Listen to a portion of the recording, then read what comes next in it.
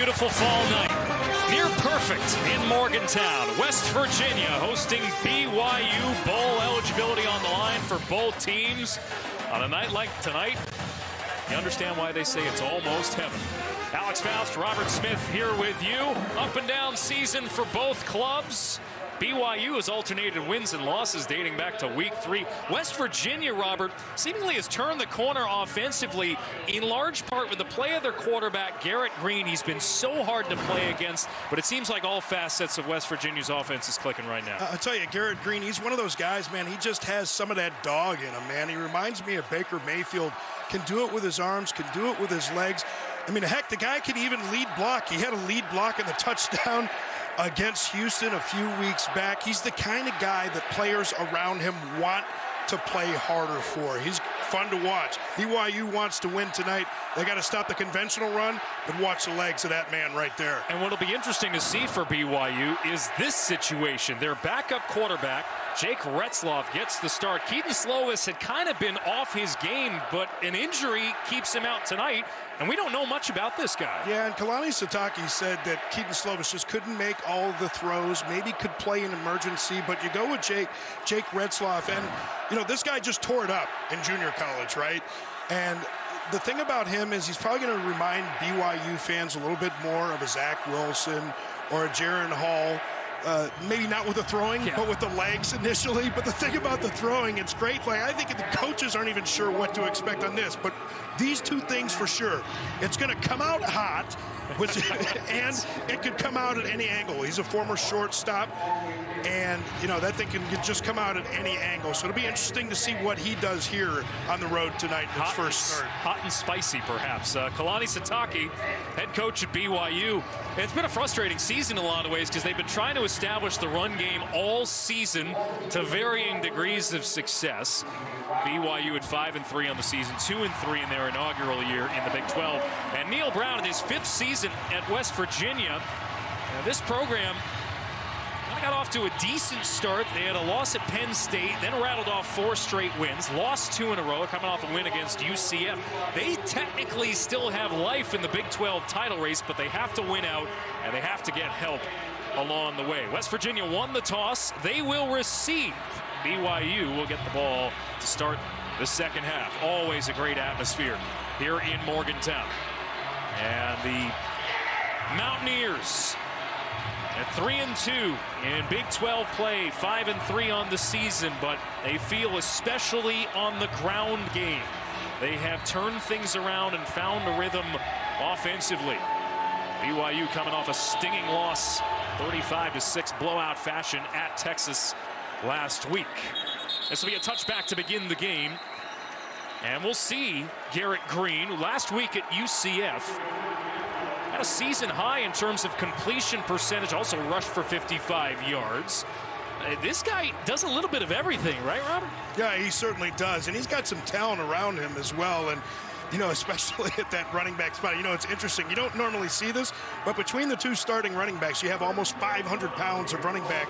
And with West Virginia, it's C.J. Donaldson, who's a former tight end who's been playing running back all year. So Garrett Green definitely has some horses around him.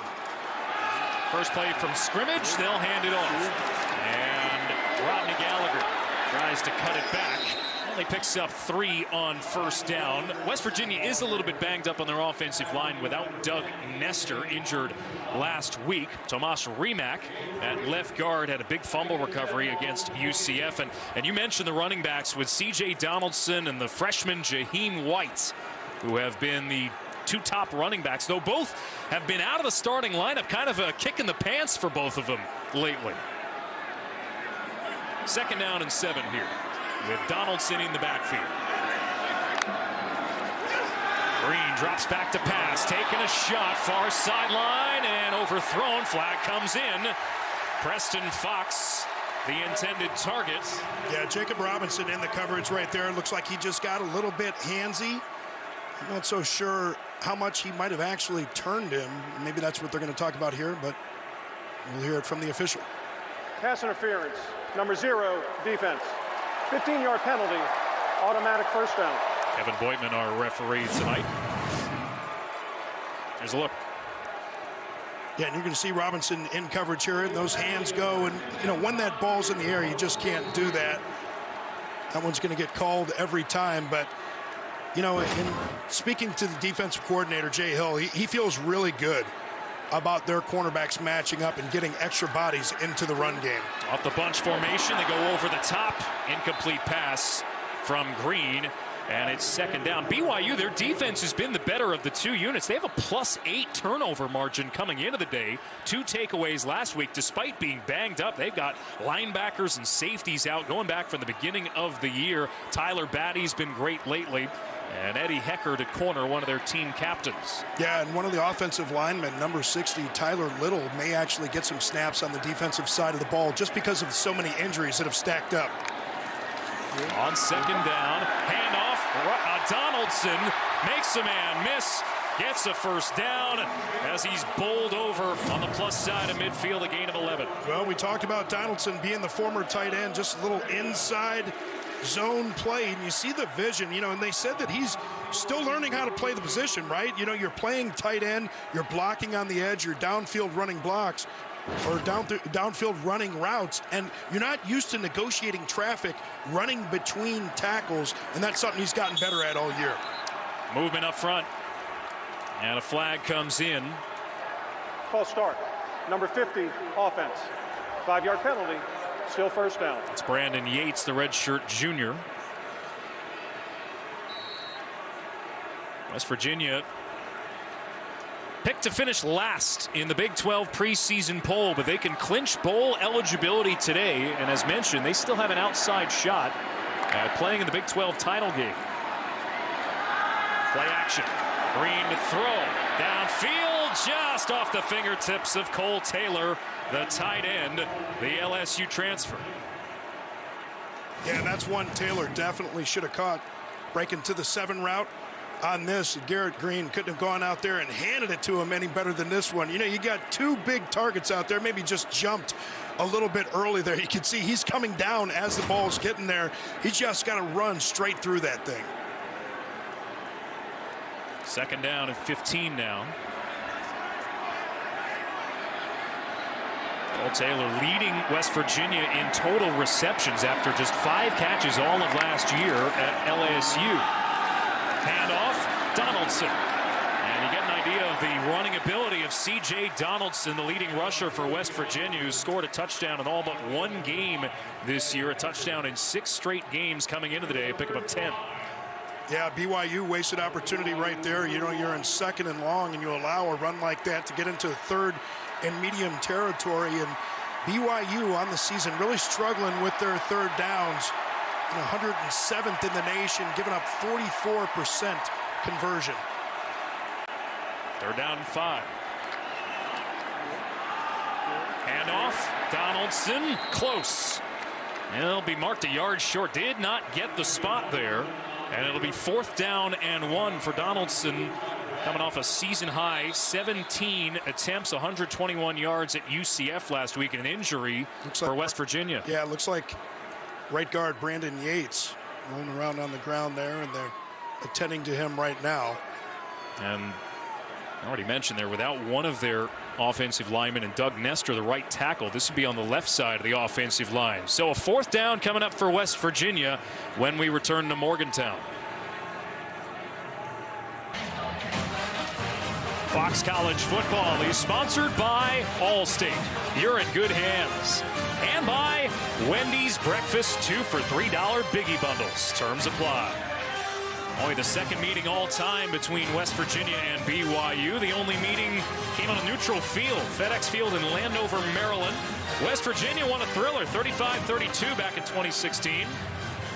Non-conference then, BYU in its maiden season in the Big 12 here.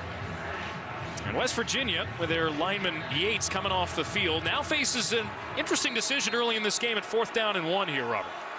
Well, you can see they've got the offense on the field, so that decision's been made. You got a big physical running game like this. You got a running back in C.J. Donaldson that's almost 240 pounds. Go ahead and hand that thing off. West Virginia was 2 for 2 on 4th down last week. They do just that. Donaldson got awfully close. And then got pushed back. I think forward progress gives him the first down. Yeah, that's that right foot, left foot spot right there. But it was really the second effort from Donaldson. That defensive line from BYU able to make the initial stop. But we talked about it. Former tight end, 240 pounds, just kind of runs into the traffic right there. And that's Ethan Slade that made that initial hit, but those guys were just too high on him. You go in to tackle a big back like that high, it's going to be hard to bring him down. It's amazing how he had no experience at running back prior to last season. He's certainly been an impact player for them, as this is the first carry of the day for Jaheim White, the freshman, coming off a huge game, 9 carries for 85 yards and a touchdown. Man, and they talked about it. They said that he's still growing, right? He's still learning, but I'm telling you, that guy is electric. He's a lot of fun to watch. On second down, Green to throw underneath. The catch is made by Fox. Preston Fox with a gain of 12 and another first down for the Mountaineers. Yeah, Preston Fox, the former walk-on, and you know he can make these contested catches. And here, this is a nice job of Garrett Green, I think, keeping him away from the headache of running into Eddie Heckard. He kind of threw that thing a little bit behind Preston Fox because he knew that somebody was waiting out in the flat for him. Good job by your quarterback protecting you right there. White in the backfield as they send Fox in motion. Green rolls to his left, connects with Fox along the boundary, and Fox with a good gain on first down, tackled by Eddie Heckard to pick up 9. Yeah, and they're really doing a great job distributing this football, and they love to use the motion. They like to change up those looks. This time they motion Fox from the inside. Just nice, simple hitch route out there, and he's one of those run and catch guys, too. Green taking a look, back shoulder, end zone incomplete. And a flag comes in. Maybe a little contact between Heckard and Devin Carter, the first time they've targeted the former NC State player, a 6th-year senior.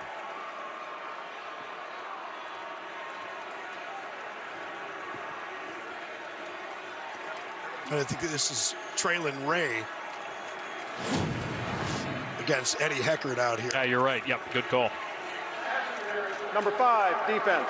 The foul occurred in the end zone. You know, the ball will be placed former at the 2-yard offensive line. guy. Automatic first sometimes down. I'll side with the offense. A little bit of bias, but that one right there, it didn't look like a whole lot to me. Incidental contact as both guys are jostling, looking for the football. That one didn't look like a whole lot to me. If anything, it looked like Traylon Ray kind of lost his balance on that one. And Ray, another freshman, who's kind of emerged in the last couple of weeks. West Virginia, young team, but talented. After the penalty, first down and goal for the Mountaineers. Green under center, pitch play. And this will be stopped short. Oh, they're going to push him across. It's Donaldson for the touchdown. The initial contact had him short, but Donaldson again with a power run for the score. Sometimes you get by with a little bit of help from your friends, and I think that's what you saw on that one. Stopped initially once again, but he's going to get a little bit of a push. It looked like it was Sullivan Weidman, number 56, that comes in for the push. It was just that extra bit that he needed to get across the goal line. So C.J. Donaldson with 29 yards on the drive and caps it off with a touchdown in his 7th straight. West Virginia on their opening possession finds the end zone. Tonight's game flow is sponsored by Progressive. The Mountaineers off to a good start. BYU ball when we return to Morgantown. Tonight's stay of the game sponsored by Hampton by Hilton. For the stay, what are your keys, Robert? Well, for BYU, you got to control that run game. We saw on that first drive that was difficult for them to do. And for West Virginia, hey, light up the new guy. You always want to go after young quarterbacks making their first starts. You got to bring a little bit of pressure, something to slow down that processing, something to get them thinking about the defensive line and blitzes instead of routes. Keelan Marion, the deep man for BYU. From the 4, Marion cuts to the outside, ripped down at the 23-yard line, and BYU will have their first look offensively. This is a team, Robert, I was struggling to kind of come up with a way to describe what this team was dealing with. Almost an identity crisis. And then the injury to Keaton Slovis happens, and it changes the look with Jake Retzloff at quarterback. You described him earlier. It's going to be a very different look for BYU. Well, it certainly is. And talking to one of the defensive assistants before the game, he said, we're excited to see what we're going to see, but we're not really sure what we're going to see. We talked about this. They know for sure that the guy can throw heat, right? But it's about the control. He's a little bit wild with his throws, comes out at all different kinds of angles, but sometimes some guys just respond to the big, bright lights. That might be what we see from Mr. Retzloff tonight. Rated the #1 junior college quarterback before transferring into BYU. An inauspicious start. Well, certainly not the way that you want to start on the road. Those pre-snap penalties, everybody's a little bit excited, but that's something to watch for as well. With new quarterbacks, cadences are a little bit different, timing's a little bit different, and again, he throws the ball much harder than Keaton Slovis. Retzloff to throw on first down, looking at the sideline, into coverage and incomplete, but a flag late. Way late. Keelan Marion, the intended target. Malachi Ruffin in coverage. And we'll check the penalty. Yeah, Malachi Ruffin. Number 14, defense. 15-yard penalty, automatic first down. And that, it's not like that ball was thrown as far as it should have been thrown. Ball's a little bit underthrow, but you can see so many times that Ruffin starts to get his eyes back there and does a nice job trying to locate Marion, but he just gets a little bit too handsy and pushes just a little bit. But he started to get his eyes back, then he got a little bit nervous and decided to go back to trying to use his hands. Just got a little bit too aggressive with that, and they're going to throw the flag every time. It's already the 3rd PI called in this game. Moves BYU all the way up to the 34-yard line. Retzloff, swing pass, it's Marion, but virtually no gain in the play. Give him a yard in the end as he's tackled by Marcus Floyd, a redshirt senior transfer from Murray State. So BYU, both sides of the ball, dealing with injury without their left guard, Paul Miley here. Darius Lassiter didn't make the trip. Keanu Hill didn't make the trip. But Chase Roberts, they feel, has been getting better and better. And Aiden Robbins at running back is the healthiest he's been all season. Yeah, and Aiden Robbins, 6'3", 240 pounds. Got a nice tight end. Comfort always for a young quarterback. Isaac Rex, 6'6", 255 pounds. Watch for him tonight as well. Empty set with Ray Paulo, tight end, in motion. Go to the far side of the field, and it's Marion making a man miss. He has a first down for BYU, a pickup of 11. Yeah, and I like what the offensive coordinator Aaron Roderick is doing here. Just some nice, easy throws to get Retzloff comfortable. Now sidearm delivery again. Marion drops this ball. It's right in his bread basket. And it's an incomplete pass, second down. Yeah, and of course, this always gives you that opportunity for that fake, that hitch to the outside. You get that receiver stop out there, and then you get a little bit of a go route, and you either get a penalty or you get an opportunity for a ball downfield.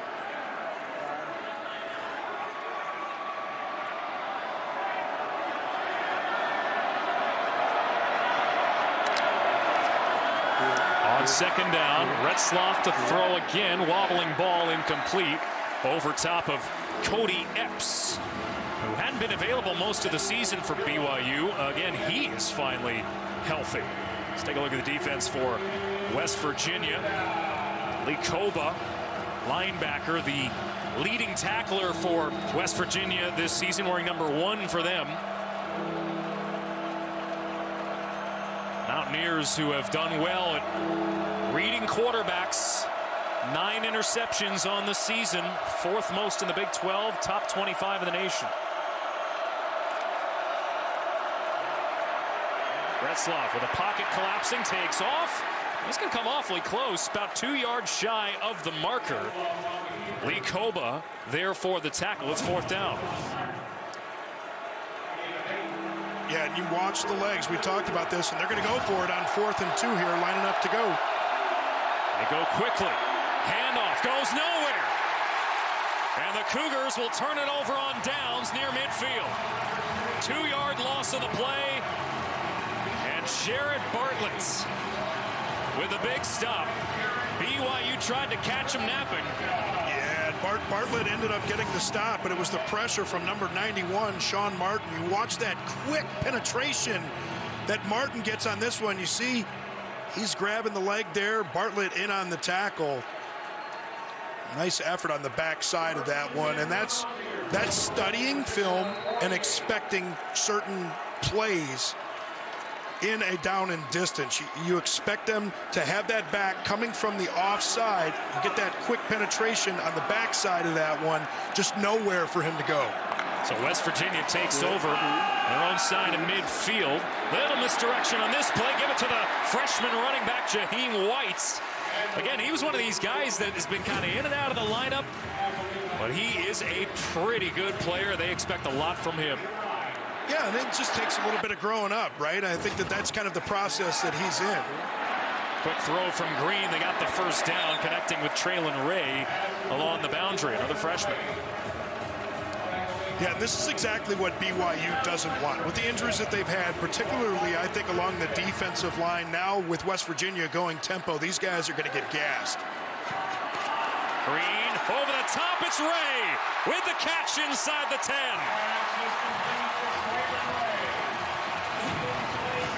Ooh, I love this, man. Going across the middle. Chris Carter, you say, makes the great ones average, and the average one's pathetic. Traylon Ray knows he's going to take the big shot. Brought it in anyway. 30 yards, sending West Virginia up. They connect with Ray again. Tackled at the 1-yard line. Oh, they pushed him across, but they whistled the play dead. He was still churning and trying to reach for the goal line, but he was stopped short. And again, they go with the tempo. They get the ball to Ray quickly, and that's not something that's going to be reviewable because was the officials blowing that one dead. But you're right, partner. Got a little bit of help from everybody around him on that one, trying to push him in. And this is really an impressive couple of drives from this West Virginia offense. If you're BYU, you got to think about how you're going to call plays offensively now. You don't want to get your defense back on the field too quickly. Donaldson in the backfield here on 2nd and goal. Handed off. Donaldson punches it in.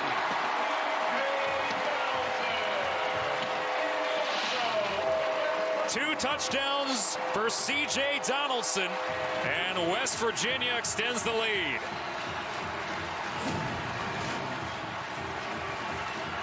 And this is just great push on the interior of that offensive line. Talk about low man wins. Look at that pile that West Virginia offensive line created with some of the defensive linemen from BYU. And again, this is something that we're going to be talking about a lot tonight with the injuries along that defensive line for BYU. Those guys are going to get gas. It's going to be tough for them to hold up in situations like that.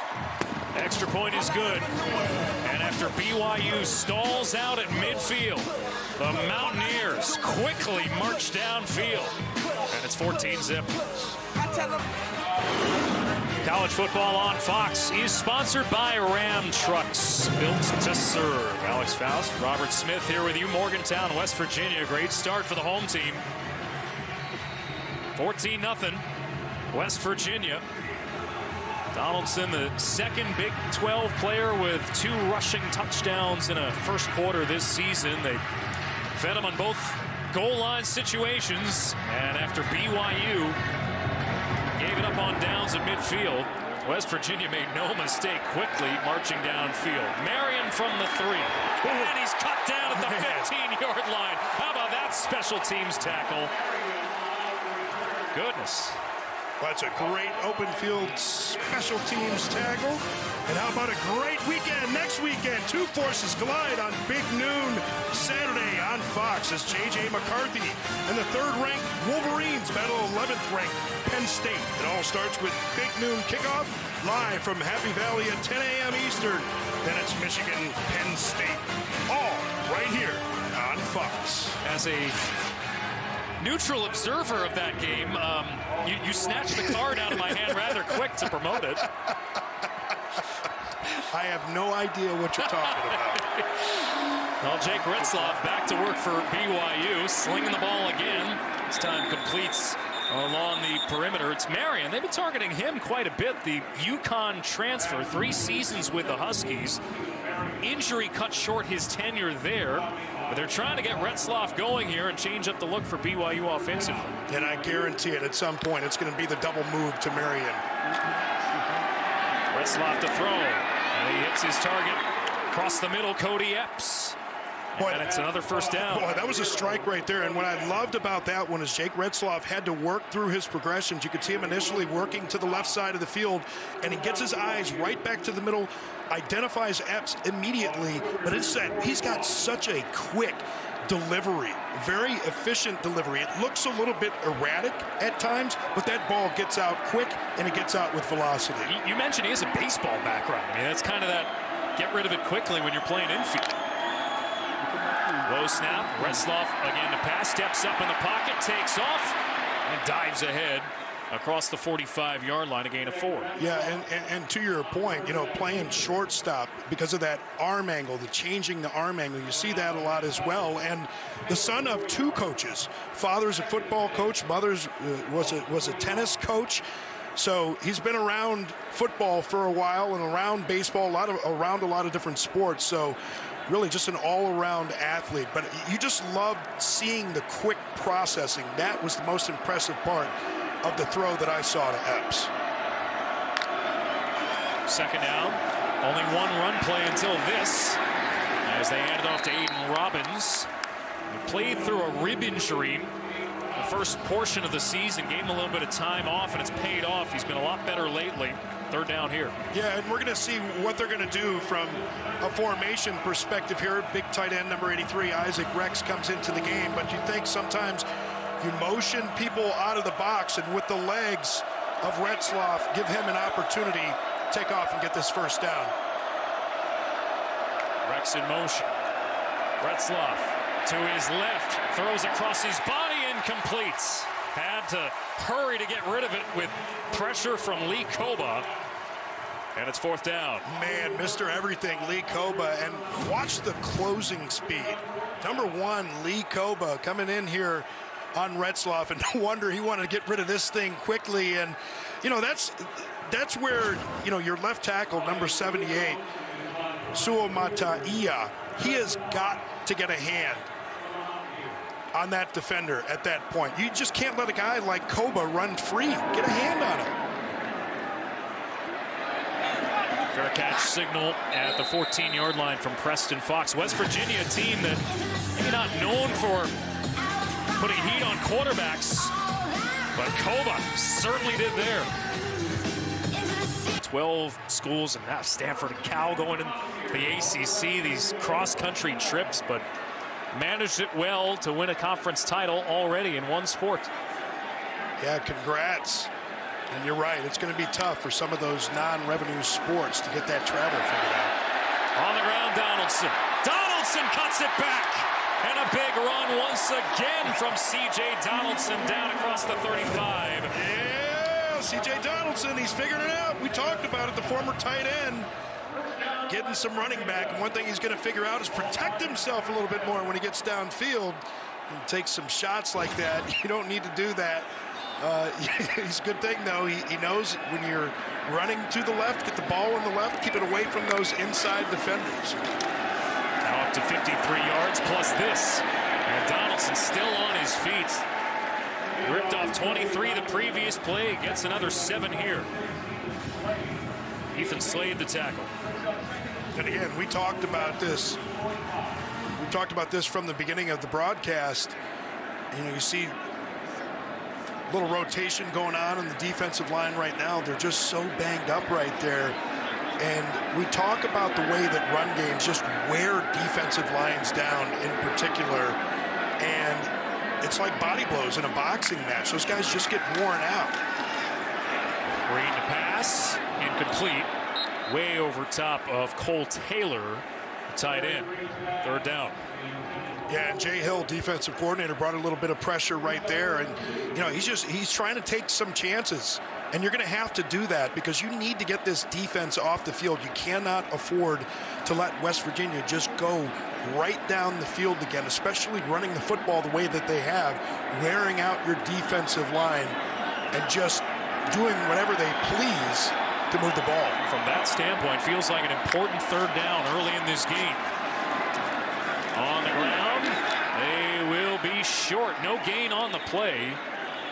So BYU, I mean, I don't want to overstate it necessarily, Robert, but that feels like a big moment early in this game. Oh no, I think you're absolutely right, especially with the score the way that it is right now. You don't want to let them go down the field, and the way that they had been doing it, the way they had been just kind of running the football down your throat, it's just demoralizing as a defense, but from a practical standpoint, because you just don't have a big rotation along your defensive line. You needed that stop, and it goes back to bringing that pressure, causing an early throw on second down. So the first punt for West Virginia, fair catch for Hobbs Nyberg at the 19-yard line, 38-yard punt. Fox Sports proudly salutes our nation's veterans and the organizations that serve them every day. Our veterans deserve to live with dignity and independence, not on the streets.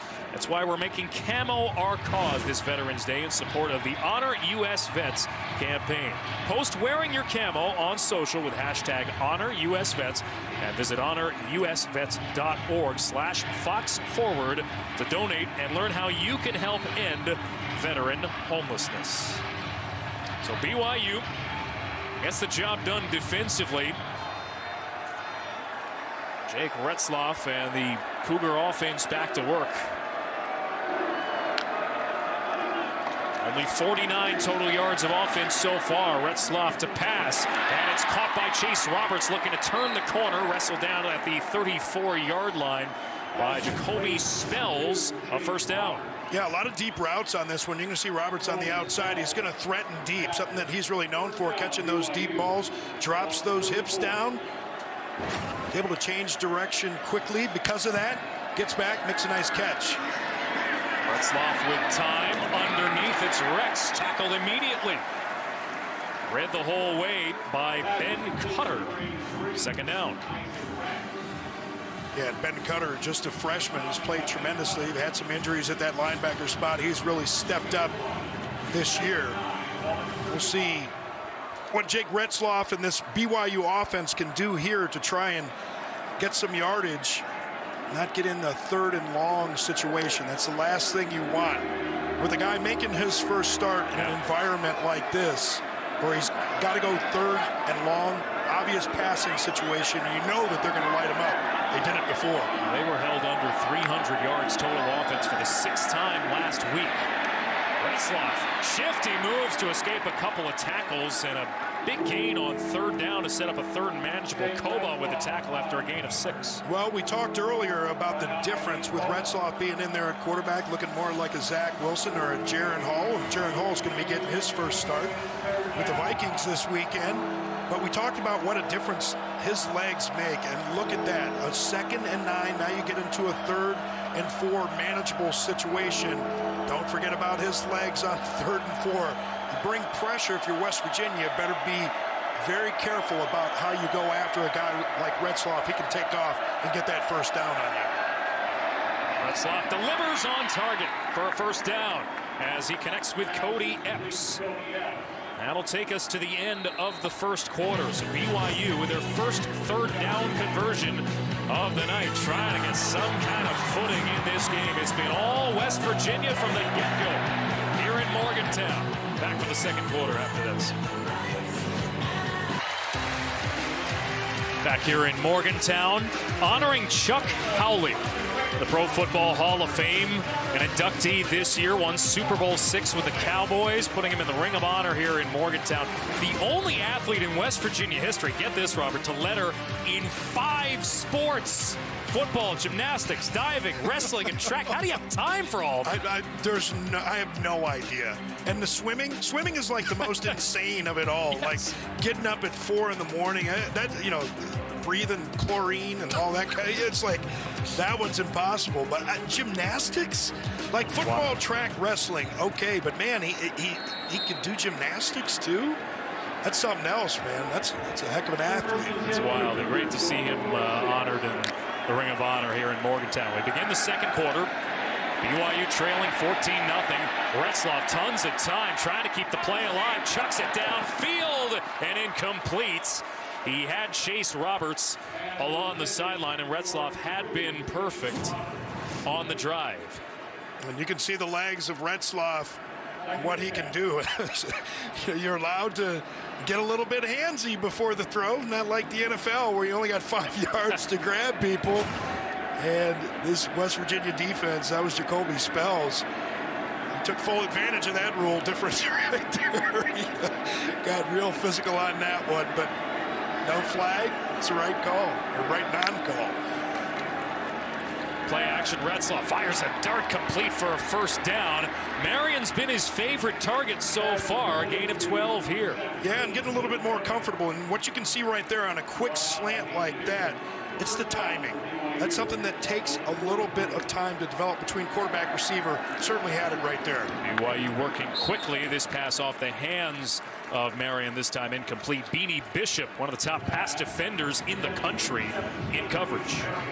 Yeah, Beanie Bishop, he's a ball hawk, man. 2 interceptions a week ago, 4 interceptions on the season. Great in coverage, and it was good coverage right there.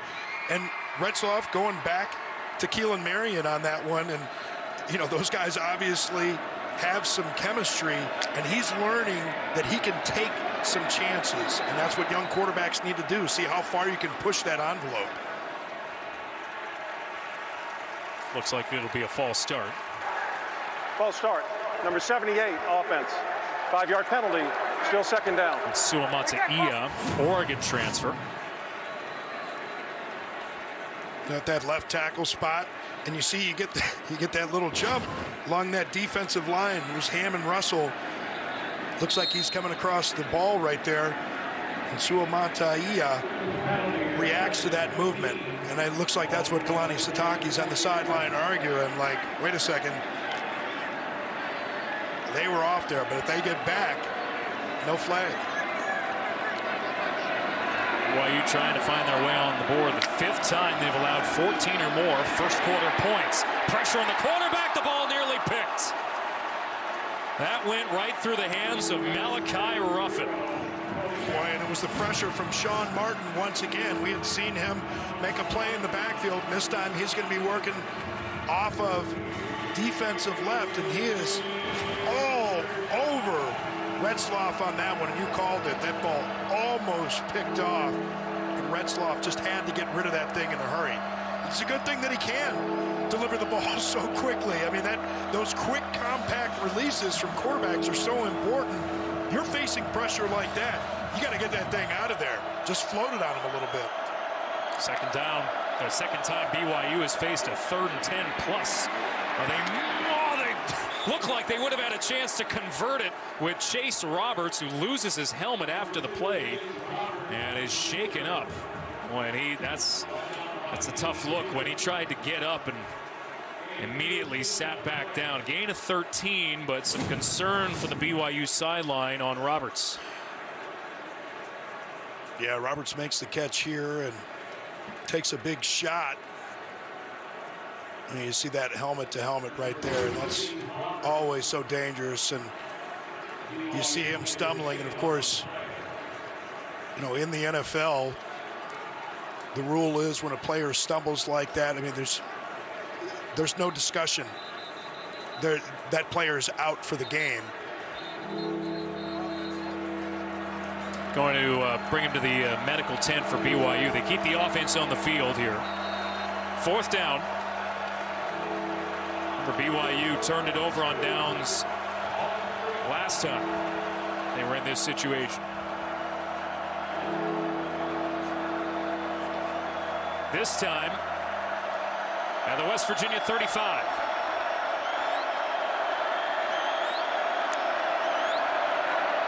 Retzloff to pass. It is incomplete. Into double coverage. You had Bishop and Anthony Wilson there. And another receiver shaken up.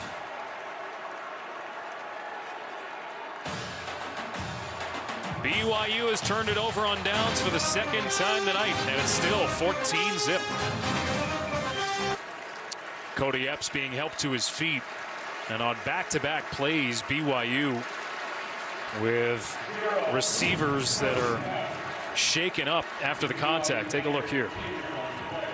Yeah, and Epps working out of the slot here at number 0 and just kind of gets caught between the two defenders. And, you know, you don't want to speculate, but it does look like he took a shot to the helmet. And, you know, maybe it was helmet to face mask, but the head snaps like that. And, you know, you can improve helmet technology all you want.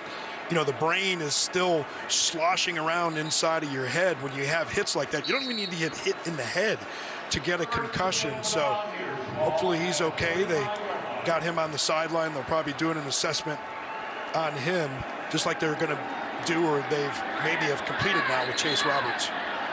Flag before the snap here as West Virginia takes over. BYU turning it over on downs. False start. Number 58, offense. 5-yard penalty. Still first down.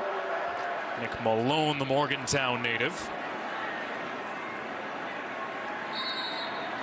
So the same situation here in this game, right? BYU's inability to complete drives. And West Virginia with a chance to break this open early. On second down. On the sweep, it's White busting into the open field. Jaheim White stumbles out of bounds into plus territory. Tracked down by Ethan Slade in the end after a gain of 32. Man, little man can feel it. It's not the size of the dog in the fight. It's the size of the fight in the dog. Man, I love seeing Jaheim White. Look at him negotiate the traffic, but then just turn on the jets. He's getting some nice help on the outside. Preston Fox getting some blocking downfield, but it's that acceleration that just makes that guy so dangerous. It's down for West Virginia. Handoff again, and again it's Jaheim White. Again, it's a double-digit yardage run, and it's another West Virginia first down, a gain of 17. And Ethan Slade maybe saves a touchdown on this one. And you see that acceleration. I love the patience, too. He's found his left tackle, Wyatt Milam, around on that one.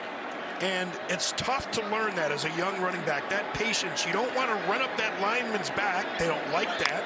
But it also helps. You let him set up in front of you, get more yards out of it. White again with a great edge set by Milam. Picks up 6. Another tackle for Ethan Slade, who's been busy tonight. Yeah, Jaheim White, I don't know how much money he's getting, you know, name, image, and likeness, but some of that might be going to Wyatt Milam this week. That's the second play in a row. Big man leading the way for him. And West Virginia averaging 8.6 yards per carry. They have 129 rushing yards already. The run game really turned the corner the last couple weeks for the Mountaineers. Stumbling in the backfield here, Justin Johnson, but a flag comes in. Justin Johnson, they rotate about 4 running backs deep. Johnson had dealt with illness and injury earlier this season. Holding. Number 2, offense. 10-yard penalty. Replay second down. It's Rodney Gallagher, one of their young wide receivers. Yeah, remember Chad Scott, former running back, is the offensive coordinator here. You see that hold on the outside. You appreciate your guys blocking for you. Maybe a little bit of acting from Heckard on that one. Those guys are taught when those running backs get away from them on the edge like that, throw your hands up, do a little bit of Oscar-worthy performance. You might get a little laundry on the field there. BYU needs a little bit of anything at this juncture, though. A flag comes in before the snap. Looked like they jumped. It might be C.J. Donaldson. Yeah. He was leaning a little bit in his stance. False start. Number 4, offense. 5-yard penalty. Still second down. That doesn't happen a whole lot on the running backs. Smartest guys, best-looking guys on the team, generally speaking. And, you know, you're just sitting back there, right? Like you're waiting for it. You got a little bit of time, and you can't really see it on that one.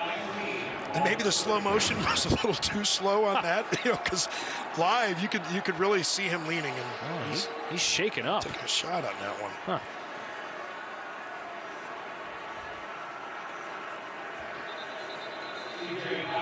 Well, that would not be good news if he's hobbling off the field, as you see there. He was the second leading rusher last year for West Virginia. Only played in 7 games, had a season-ending lower leg injury in October. But back to full health at the start of this season. White checks into the backfield. You got to watch a guy like White, only 5'7", 190 pounds. So he can run that ball to the edges, but can he pass protect? Another flag.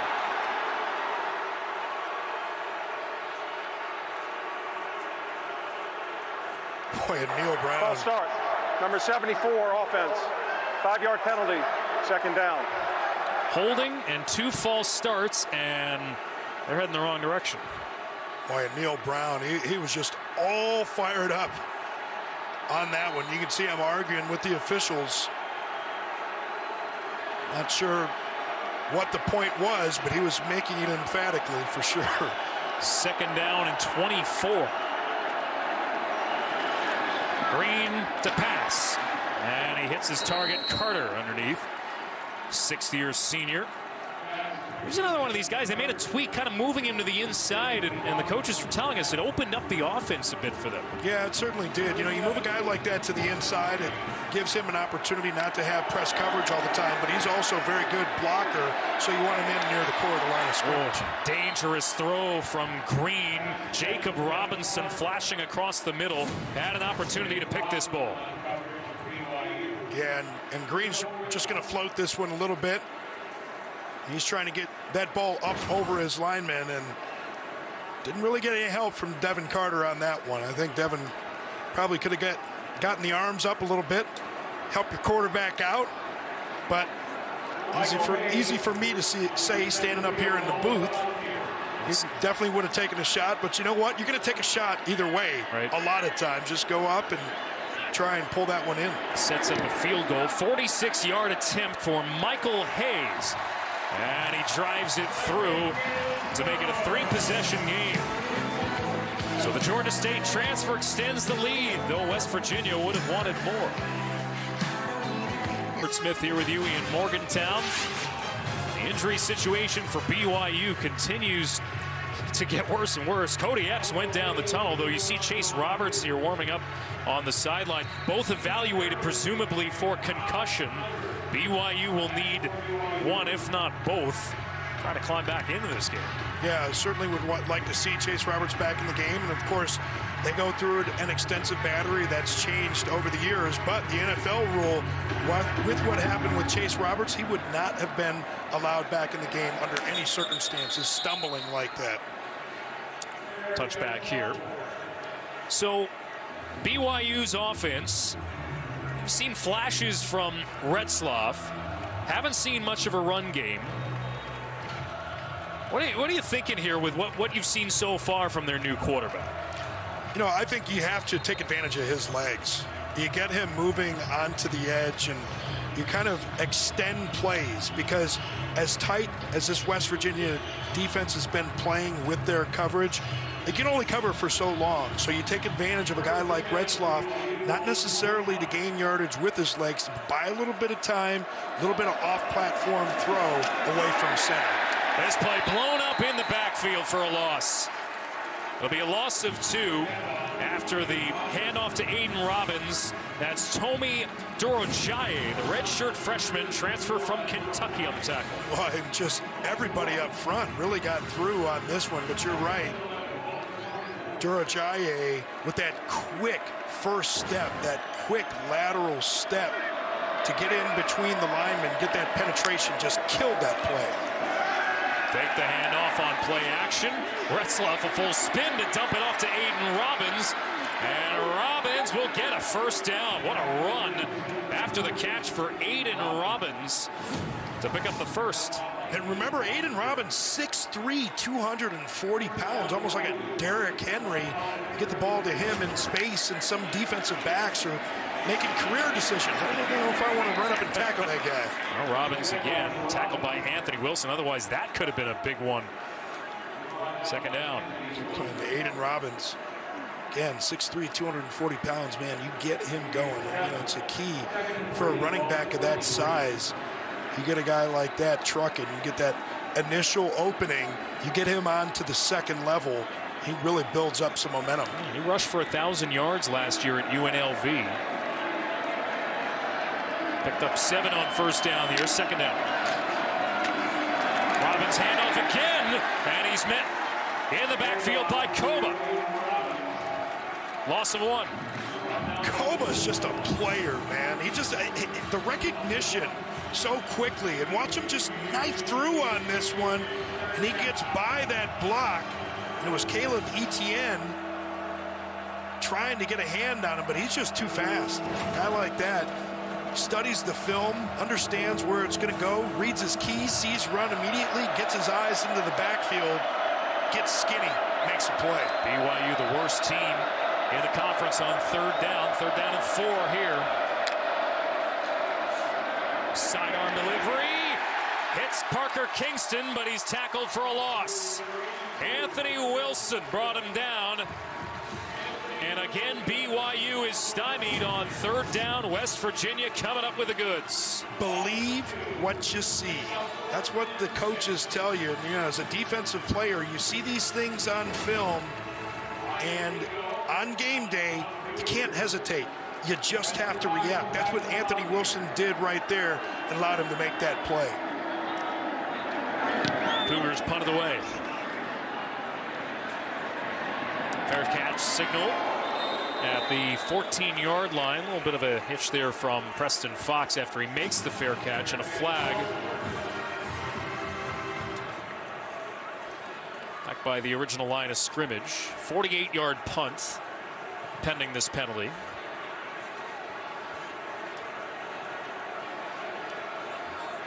Long conference going on. Yeah. Kalani Sitake's team coming off a blowout loss to Texas. They're facing a similar fate unless there's a turnaround fast. West Virginia has been in control on the first possession of the game. Kick, holding number 36 of the receiving team. Half the distance to the goal line from the end of the kick. First down, timeout. And the Mountaineers looking for their 4th win in the conference, looking to clinch bowl eligibility tonight. Up 17-0 at home. College football on Fox is sponsored by Ram Trucks, built to serve. Morgantown, West Virginia, always a great place to watch a football game. Mountaineers at 5-3, 3-2 in the Big 12. You know, if not for a last-second touchdown against Houston on October 12th, West Virginia would be tied for first place in the Big 12 right now. Man, that was a crazy Hail Mary. Run play on first down, and we've been impressed by this freshman, Jaheim White. Cut down before he could cross the 20-yard line, a run of 14. But now this team is on pace for their winningest season since 2018, and they finally have some pieces they can rely on. Yeah, they certainly do. And again, he's just coming so close to breaking one of these. That's just really a saving tackle. He's just so quick, so low to the ground, can make those lateral movements. He's just a heck of a runner, and that burst, those are lethal in combination. Again, it's White.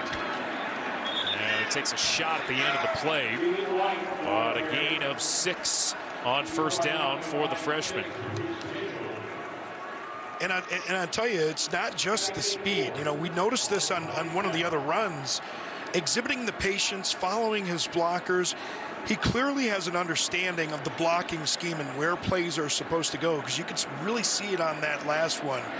Nice with his aiming point, but then just explodes through the hole. And because of his size, is just able to squirt through the opening. White now leading the Mountaineers with 86 yards on the ground. Gets another carry, gets another block, and gets another first down.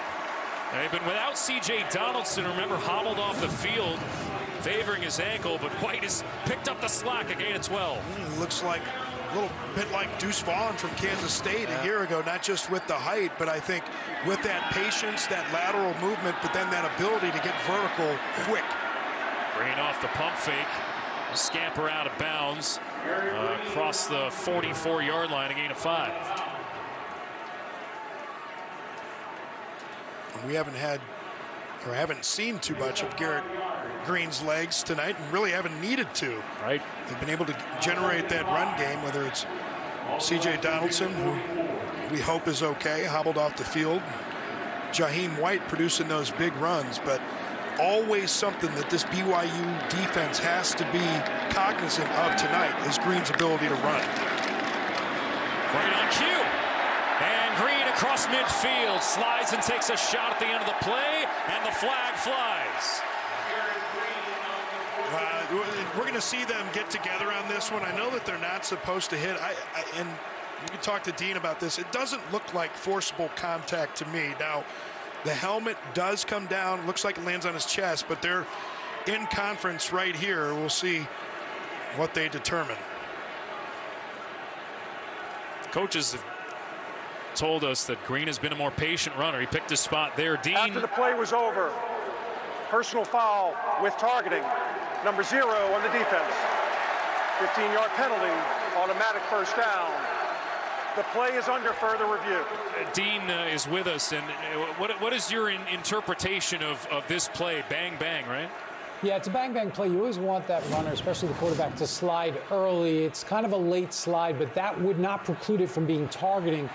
And so looking at the defender here, he does drop his head. I just don't see an attack. He's really in a stationary posture. I've got to see forcible contact with the crown. Here's another look. Or with the shoulder forearm to the head neck area. Tough to tell if he actually makes that forcible contact into the head neck area. And if you can't confirm all of the elements, then you've got to take the targeting off. They did call personal foul with targeting, so it'll still be a penalty. But to me, I just don't see targeting here. Hey, Dean, does it have to be all 3 elements to be confirmed as targeting, or would it just be 2 of 3, or is it now just all? It has to be all 3. It has to be lowering of the, well, I guess there could be a launch too, so it has to be a lowering of the helmet. It has to be forcible contact to the head and neck. There was no foul for targeting on the play. The personal foul for a late hit after the play will be enforced 15 yards, resulting in a first down. Number 0 for BYU may stay in the game. And that's a good decision. Back to your question, Robert, they have to confirm all the elements, and so that indicator could be lowering of the head, it could be a launch. That has to be there. There has to be an attack, that attacking posture, and then you either have to hit with the crown of the helmet, forcible contact, or head neck area if it's a defenseless player. We appreciate it as always, Dean. With the clarity on the situation, keeping Jacob Robinson in the game as a flag comes in before the snap. Looks like it'll be a false start. False start. Number 50, offense. 5-yard penalty. Still first down. Second false start on Yates. At that right guard spot, and just we know what that play was going to be. Going to be a little bit of power run of some sort. And you see that from offensive linemen sometimes when they have to get moving like that. Normally not the fleetest of foot guys, and so they want to get on the go early, and they were going to pull him that time. Now they may use the tight end to do the same thing and bring him across the formation on a run. So after their 5th false start penalty, White makes a cutback. They get a couple extra yards, gets the penalty yardage back at the very least. It'll be a 6-yard run tackled by Eddie Heckard as he gets forward progress to the 30-yard line. And again, a big opportunity here for this BYU defense. And the final score looked bad, but it could have been worse a week ago. They really responded when they needed to in the red zone against the Longhorns a week ago. They had a couple 4th and goal stops in that game. The defense has got to rise up, and I know they've been on the field a long time. They've got a lot of guys that have been in the rotation because of some injuries, but it's time to rise up right now. West Virginia right in field goal range. Green steps up, slides again, takes another shot, sees another flag. 2 of them. Max Tooley, the leading tackler for BYU, with the hits. Going to be a very similar situation. I don't think that they're going to call any form of targeting on this one, but the late hit. After the play was over, personal foul, late hit. Number 31, defense. At the distance to the goal line, automatic first down. For a team that's been really, really disciplined 10th fewest penalty yards in football, college football. A couple of big ones here. Yeah, and, you know, that's tough.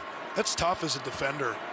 And, you know, being an offensive guy, again, you know, a lot of times I'm going to be biased to the offense, but I got to call him like I see him. You know, Tooley, he goes in to make that hit. Garrett Green slides so late. He's already started into the motion to go at him. No targeting. I don't really like that call. White gets the call. Picks up a couple yards on first down. Now 63 penalty yards for BYU, adding to their misery here tonight. And West Virginia knocking on the door.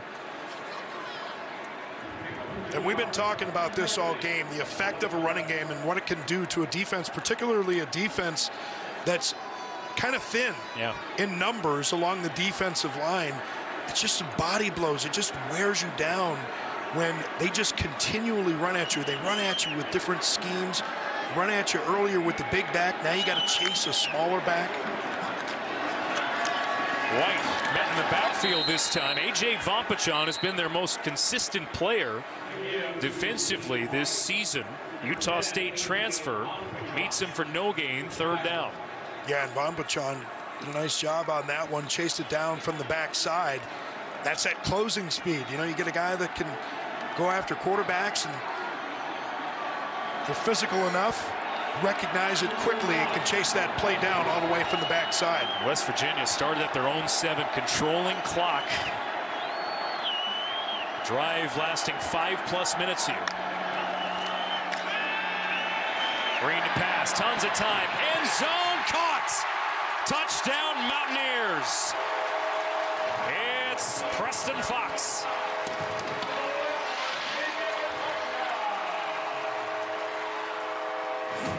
Oh, Preston Fox, the former walk-on. The guy tracks the ball well. It's the field awareness, and he does a nice job of leaving just enough space before that throw happens. They say the top of the numbers. You don't want to be any higher than the top of the numbers when that throw comes in, because you want to leave yourself an opportunity to fade a little bit away to get that ball. Garrett Green drops that thing into him. An excellent job with the field awareness, getting that foot down, taking a shot, and still hanging on to that one. The Morgantown kid, redshirt sophomore who had not been able to break into the lineup, and dismay for the team wearing white tonight, all West Virginia. And shout out to a former teammate of mine from the state of West Virginia, a different spot. He would say that Preston Fox, that one was straight cash, homie. Now they're making it rain in the first half. 24-0.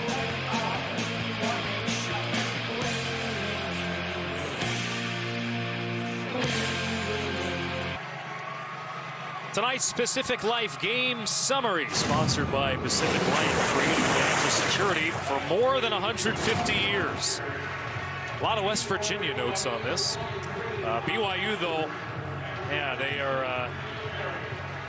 It's been a rough go of it here tonight. C.J. Donaldson, we haven't seen him since hobbling off the field. 24-0 for the Mountaineers here. BYU will have the ball to begin the second half, and boy, if they want any gasp in this game, they need points, and they need them now. Ooh, nice return, nice cutback across the 20-yard line. Keelan Marion, I tell you what, we haven't seen much out of him this season for BYU. Coming off that injury last year, 3 seasons at the University of Connecticut, he has some wheels. Yeah, he has some wheels, but there are some blocks coming too. And, you know, not allowed to set up those old 5-person wedges, but there's some bodies flying on that one, because the BYU kick return team was bringing it. So an empty set here for Jake Retzlaff. Again, if you're just joining us, Keaton Slovis, who had been the starter for BYU. His ball is broken up. Dangerous throw intended for Marion. Beanie Bishop nearly had his 5th interception of the year. Well, we've seen that so many times, just trying to hit that quick little pass out to Marion. And we've seen it time and time again. You just wonder, one of these times, there's got to be an opportunity to hit the double move on that one. Fake that throw outside, let him get upfield. Retzloff scrambling. Pass downfield, and he has the first down. Chase Roberts, again, he was knocked out of the game momentarily for what we presume is a concussion evaluation. Bails out Retzloff, and the Cougars with a gain of 13. Well, clearly he passed that test, and it's a much more complicated test. Not easy to pass that test, so glad to see him back on the field. But what you loved about that one was seeing Jake Retzloff off schedule. Didn't panic. Needed to move in the pocket, but he kept his eyes downfield, didn't just look to run.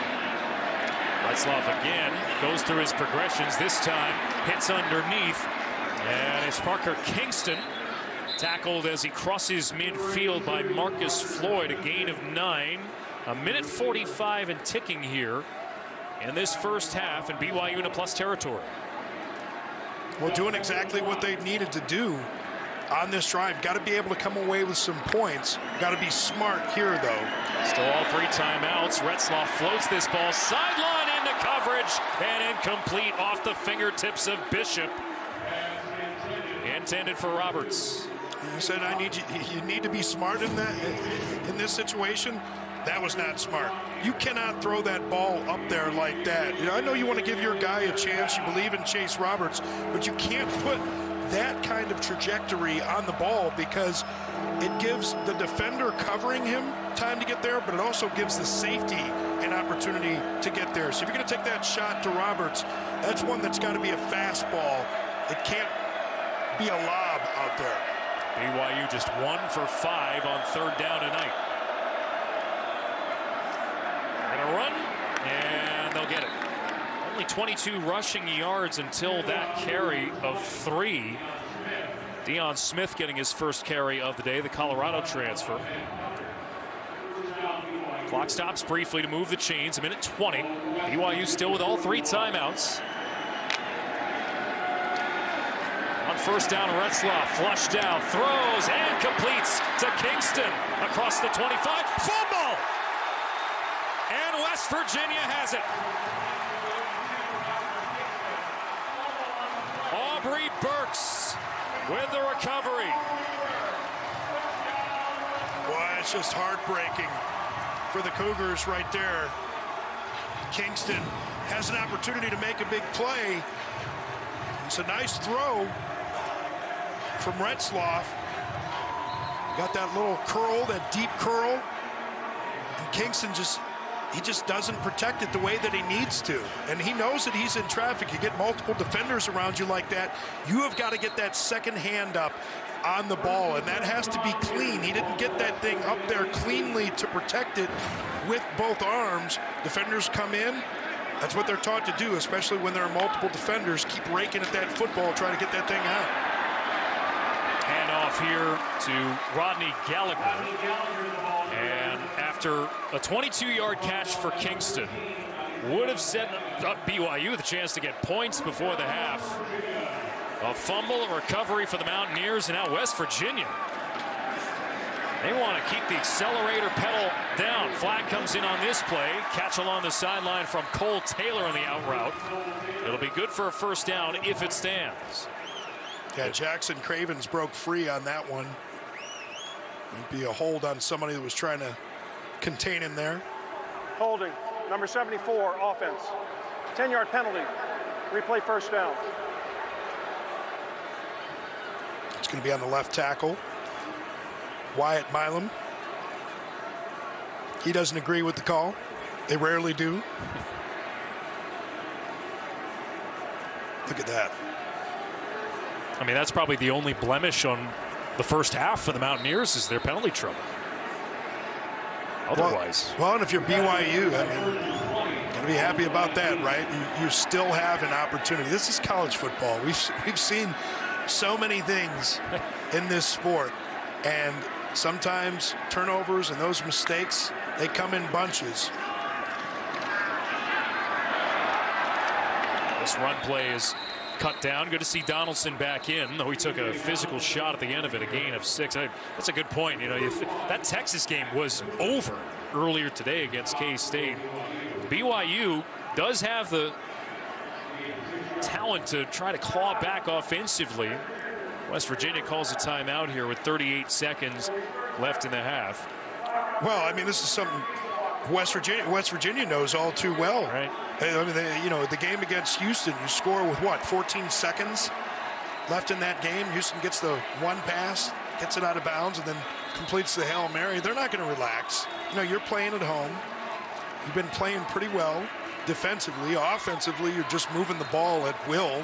The run game, offensive line has been dominant. So you want to come back out and do more of that. But if you're BYU, you know, we've seen this from times tonight, or at times tonight. And defensive coordinator Jay Hill sometimes just got to get a little bit more aggressive to bring pressure, blitzes, not just to get to the quarterback on passes, but to stop runs. And they really feel good. Jacob Robinson and Cam Garrett, they're cornerbacks that they can hold up. Green tried to dump it off underneath. What that does, though, is stop the clock once again, and may give BYU an opportunity to get the ball back here. They still have all 3 timeouts. West Virginia has not won back-to-back games since September. BYU has not lost back-to-back games all season.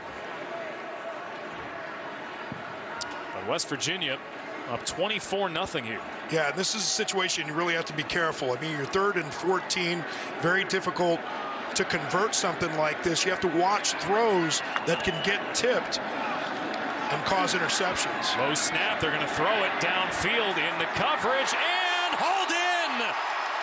Devin Carter. Wow.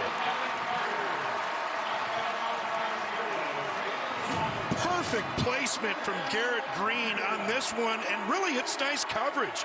Number 0, Jacob Robinson, he is almost in perfect position, but you see he turns his head around the wrong way, gets those eyes back, and that's just as the ball is getting completed.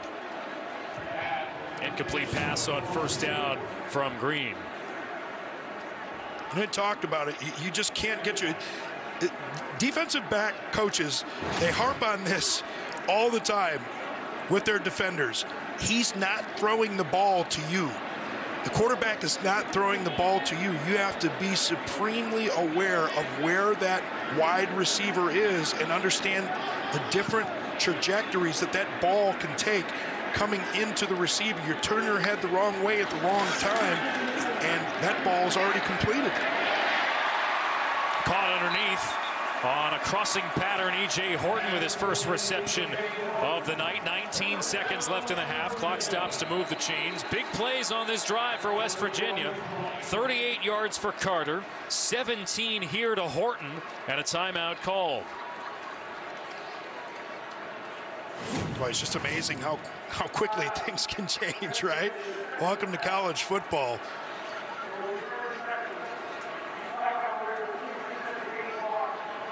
A nice completion there to Horton. He's got that.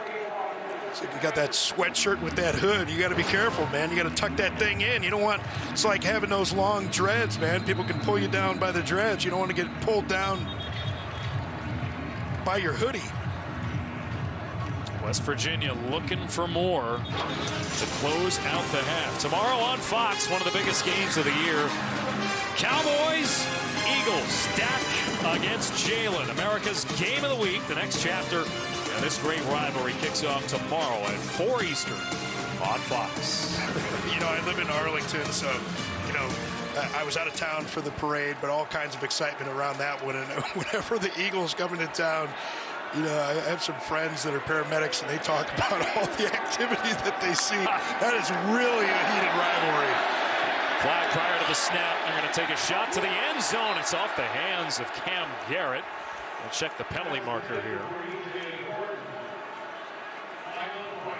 Ball falls incomplete. We'll check the marker.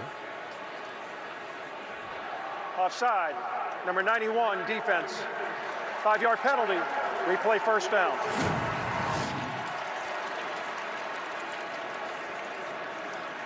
Fifth defensive penalty on BYU. Yeah, you go with that hard cadence and Jackson Cravens bought it. You know, they do it all the time in practice. They got the stick with the ball on the end of it. And that's the way that the play starts. Don't listen to the quarterback. Watch the ball. When that ball moves, you go. Don't worry about what he's saying.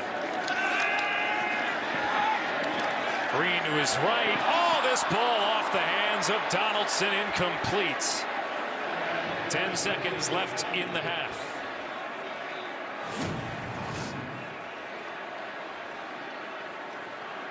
Well, he just can't pull this one in. Doesn't look like it's a... Well, you know, you get that ball up and in front. And the thing to remember about running backs, you know, the shoulder pads are a little bit different than what you have on wide receivers. You got a little bit more thickness in your shoulder pads. So quarterbacks really need to understand they have got to get the ball into the frame of the running backs, since it's harder for them to get their arms up over their head. Green on second down. This catch made inside the 5 by Carter, and he gets out of bounds. He was ridden out of bounds by Heckard.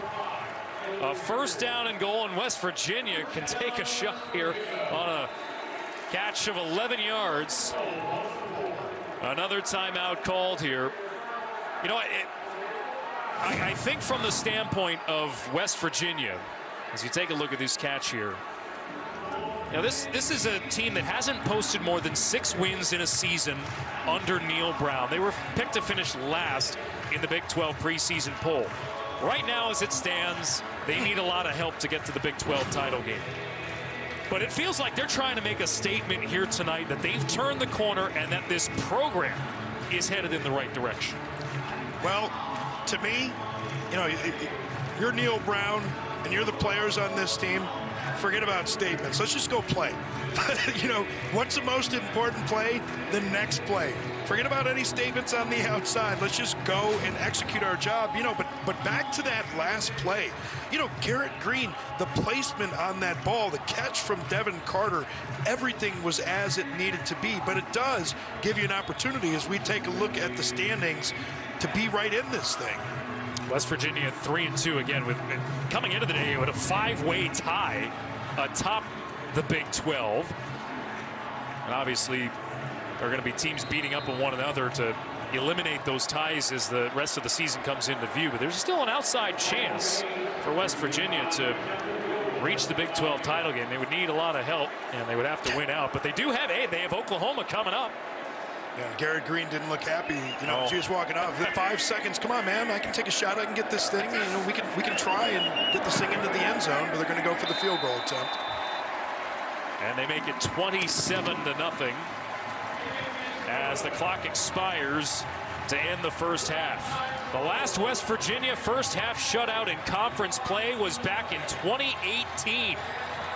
They have one here, a dominant first half against BYU, as we send you to Los Angeles. The State Farm halftime report is coming up. Take it away, guys. Indeed, we are here in our...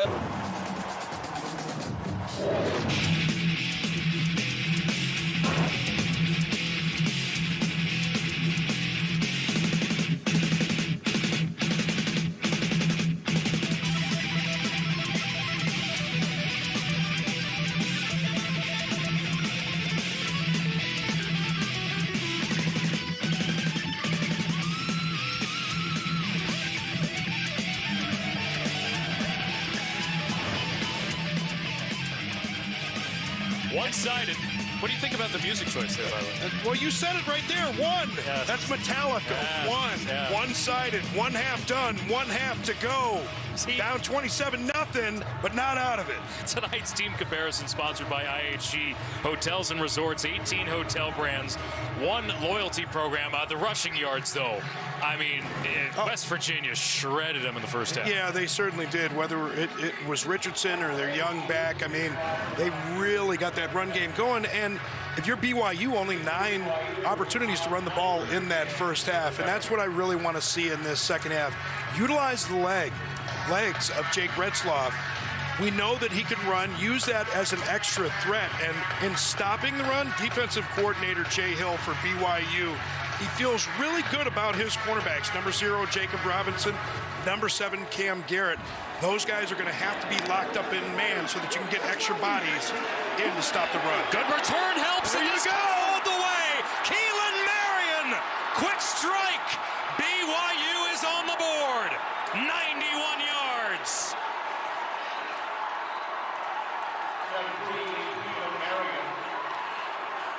You are never out of it in college football until the game is over. What a way to start. And I guarantee you, Kalani Sitake in that locker room was telling them just that. We've seen it earlier this year in the Pac-12.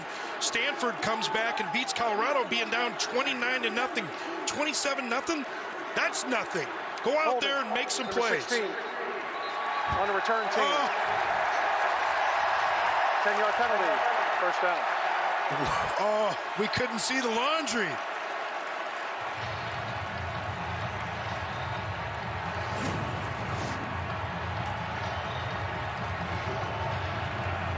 Let's see it. Oh, behind the play, too? Oh. I mean, I guess you got to call him like you see him, but, you know, behind that was completely behind the play. He gets thrown down to the ground, but hey, the rules are what they are, but that rule still stands. The rule that it's not over until it's over, and you just have to rally. Little things like that, you know, officiating, calls that you don't agree with. What's the most important play in every game? The next play. Well, from 91 yards to back at their own 10-yard line. Kalani Sitake is fired up. Keelan Marion, if you were reading his lips, he said he felt the call was not the proper one. There's a pass in and out of the hands of Chase Roberts.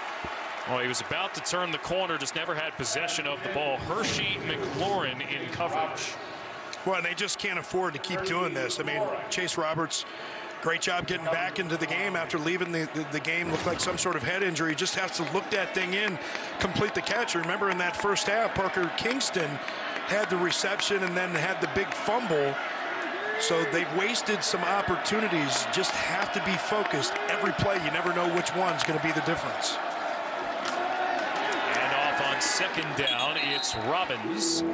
Gain of 5, but that incompletion, boy, just little mistakes, right? You know, BYU's first 5 drives, you had 2 turnover on downs, 2 punts, and then the big fumble at the end of the first half. Little margins, but a big gap on the scoreboard. Well, the fact that they have the ball and that they're not kicking off to West Virginia is because of a mistake, because of a hold. But you have to move on from those things. And these guys need to understand this 3rd and 5 is all that matters right now. 2 for 6 on the night. Make it 2 for 7. As Retzloff is drilled. Mike Lockhart in there on the play along with Edward Vesterinen, a junior from Finland, of all places, with the TFL. And Vesterinen comes all the way from the right side, defensive side, to get in front of this play. That's just an intelligent rush plan from defensive coordinator Jordan Leslie. You understand where a guy like Retzloff is likely to escape, and you try and get defenders to that point. You have guys there to make that play. Stop them on 3rd. Punt nearly got blocked, too. First sack by either team. And a fair catch here at the 40, but a flag way back in the end zone where this punt was released. Yeah, it looks like it looks initially like it's going to be running into the kicker, not roughing the kicker.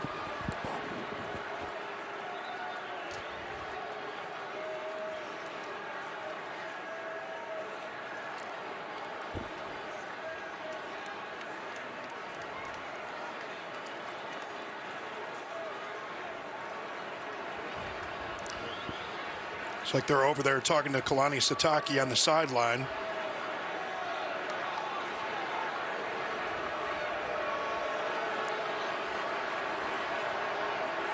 He's trying to decide maybe whether they want to take the penalty, because if they take the penalty, it's not going to be enough to get a first down. Running into the kicker, number 31 in the return team. The penalty is declined. Result of the play, first down. Yeah, because you get a good punt off like that, and you know the yardage on running into the kicker is not going to be enough to get you the first down. And so with a good punt like that, you don't want to have your punter try and kick that thing again. So 50 yards on the punt. And that's, again, the difference between hitting that plant leg or hitting the raised leg on the punt, being the running into or roughing the kicker. Much more dangerous to run into that plant leg. It wasn't what you saw there. Saw a lot of Jaheim White in the first half. As Green's ball is off the hands of Traylon Davis, the tight end. Ball falls incomplete. C.J. Donaldson was back in the backfield again, had been shaken up in the first half. Well, I can guarantee you this BYU team doesn't think they're out of this game.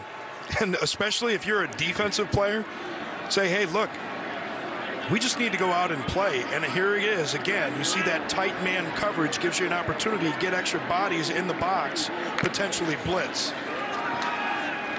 Donaldson trying to turn the corner, fighting for extra yards, and a flag comes in here at the end of the play. Yeah, it's pretty clearly like a face mask. Oh, pretty clearly a face mask. Pretty dramatic one. I think it might be Max Tooley here. Face mask, number 31, defense. 15-yard penalty, automatic first down. And that's his second personal foul of the game. And you see Tooley coming in here late, just reaching in there. Oof. That's a really dangerous one. Pulling on Donaldson. It's good to see Donaldson back in the game. Remember, he left the game, limped off in that first half. 93 penalty yards now for BYU.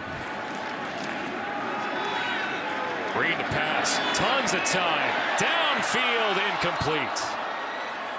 And he was going for Preston Fox, we connected with for a touchdown in the first half. Second down. I just got a little bit anxious on that one. Didn't quite get the feet set to make that throw. As the feet go, so goes the level of accuracy with most quarterbacks. Unless you're Patrick Mahomes, you can throw from anywhere, any body angle, off the ground, laying horizontal to the ground. The aggressiveness from West Virginia has not wavered. Here's White again. Great cut. Racing upfield, Jaheim White tackled inside the 10. This freshman continues to impress. A pickup of 32. Boy, up over 100 yards in the first half. Here he's going to take the handoff, and you just love to see the patience, and that's so tough for a young back with his speed to learn that patience. And I had a running back coach tell me, Tyrone Willingham, said, you've got more time than you think and less time than you think. So what does that mean? I said, you'll figure it out. You just have to get a feel for how long you have to make certain cuts, and it changes depending on the type of run scheme. You get into those zone schemes like that, so important to get your aiming point right, but to get that defense flowing, and they want to get up over the top to stop a guy with his kind of speed, and then he gets those cutbacks. White again. Slipped the initial tackle, knocked down inside the 5 by Preston Rex. And White now at a season high rushing. Previously was at 110, now up over 130 yards on the night. 142 to be exact. Again, they said he's special in space and doesn't need a lot of space to operate. More yards in a single game than any other West Virginia player this year. Second down and goal. Got man-to-man on the right side, and they're going to go with the toss. White cut down in the backfield, however. Tooley there. Boy, you really got to operate efficiently and as a unit, as an offensive line and as tight ends and wide receivers. When you run toss into the boundary like that, you just don't have that much room. So everybody's got to be on it. You get that quick penetration when you're into the boundary, and there's just not much you can do. Defense wins that snap. Hang on to it. On third down, ball floated for Donaldson, incomplete. They sent him in motion, and he knows he could have reeled that in. It'll be fourth down, and the field goal unit will come on. Well, we talked about this in the first half. Garrett Green was high on a throw to a running back, and you just can't do this. And yeah, he got both hands on that one. There's no question he should have caught that ball. But as a quarterback, making a catchable ball out there, especially with running backs that have those thicker shoulder pads, harder to get those hands up over the helmet, try and keep that thing down. Not making excuses for my running back brethren. C.J. Donaldson definitely should have caught that one. Michael Hayes has been near perfect this year. Bangs this one in from 23. Now the beat largely goes on for West Virginia. 30-0.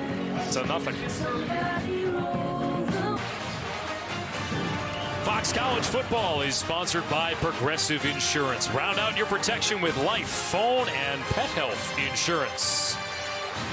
Zach Wilson and Jaren Hall both in the show and both getting opportunities. And for Jaren Hall, obviously, most sudden one with Kirk Cousins going down with injury. But you know, this BYU program, they're good at producing pro-style quarterbacks, and we've seen them, you know, have success at the next level. Well, I played with one of them. Played with Jim McMahon, my rookie season, who had made his way to the Minnesota Vikings in 1993 after the years with the Bears, and of course the 1985 Super Bowl Bears. Short kickoff, and it's Kingston. Beg your pardon, Nyberg, Hobbs Nyberg out across the 40. A nice return for BYU. I mean, you have Puka Nacua, who's tearing it up with the Rams in his rookie season. This BYU program, especially as they're, you know, joining a conference again, their recruiting is going to go. You have to figure even to bigger and broader areas. Oh man, you're right, partner. I mean, that's you're making that transition. Remember, Kalani Sitake talked about this too. You know, he was with Kyle Whittingham in Utah when they made the transition into the Pac-12, so he's familiar with that process. It couldn't be any better to have the premier position have guys drafted in consecutive years as a way to sell your program. Retzlaff takes off. First down. Let's see. They might mark him a little bit short here right as he gave himself up. Yeah, indeed they will. Best starting field position for BYU, and they're already in the plus territory. Well, this is what makes Retzlaff so dangerous. You know, they bring that late fifth blitzer into the line of scrimmage. Retzlaff just takes off.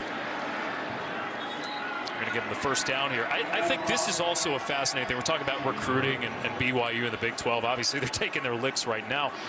Jake Retzlaff is Jewish, and he's starting for a team that is from a religious school, religious-affiliated school that is not of the same faith.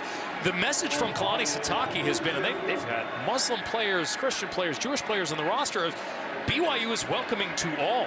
Here's a prime example of a starting quarterback for this program. Pretty remarkable.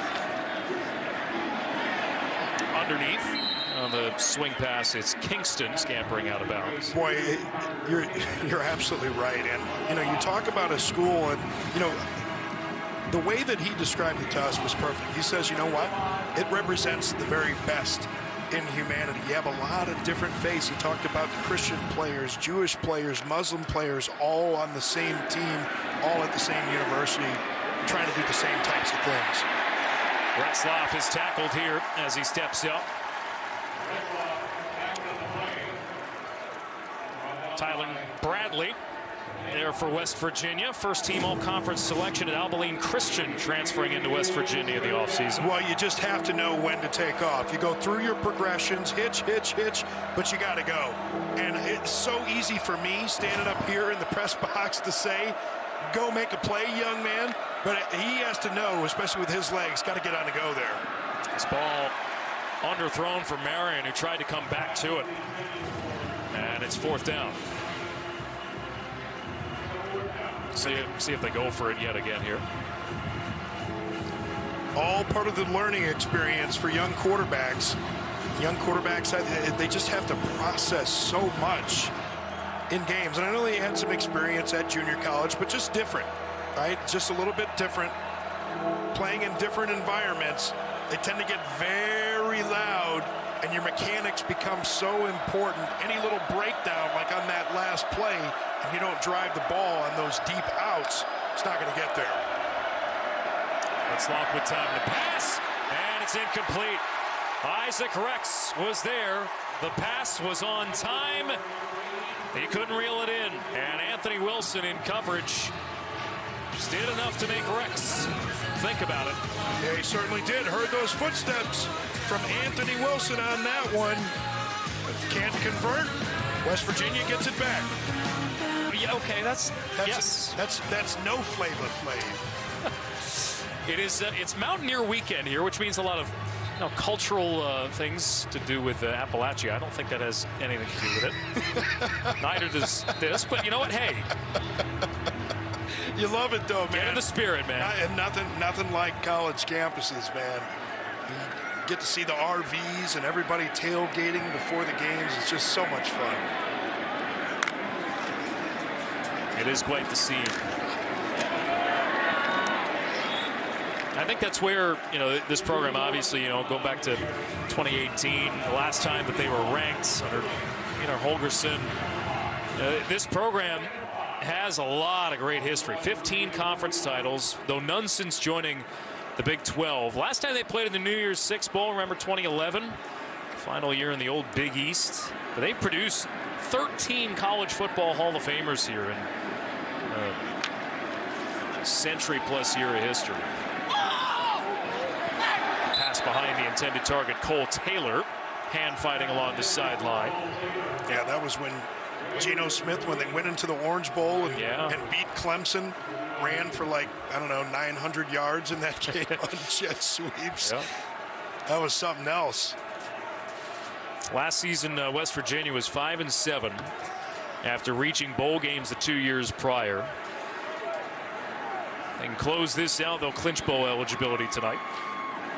Yeah, Neil Brown talked to us about, just how different the college football landscape is now with name, image, and likeness in the portal. Much different job in 2019 than it is today. Green takes off and reaches for the stick. Maybe just short. 4th down. Well, with a lead like this, you're going to keep that offense on the field, and why not? I mean, the way that you've been running the ball today, the way that your offensive line has performed, the way that your running backs have run the football with a 238-pound, a couple granola clusters away from 240-pound running back. Go ahead and hand it to him in a short yardage situation. Forget about shotgun. Get under center and hand it off to your big back. 4th down, going to chuck it. Downfield, incomplete. A little tie up there, not allowing the receiver to get separation initially. E.J. Horton, the intended receiver, and West Virginia turns it over on downs. Well, or you can go with the play action. Didn't work there. They go for it on 4th down. Cougars get it back after this. College football on Fox is sponsored by Ram Trucks, built to serve. Alex Faust, Robert Smith here with you. Morgantown, West Virginia. Mountaineer week. And the folks in Morgantown are enjoying every bit of it. 30-0. BYU without a touchdown for the last 3 quarters.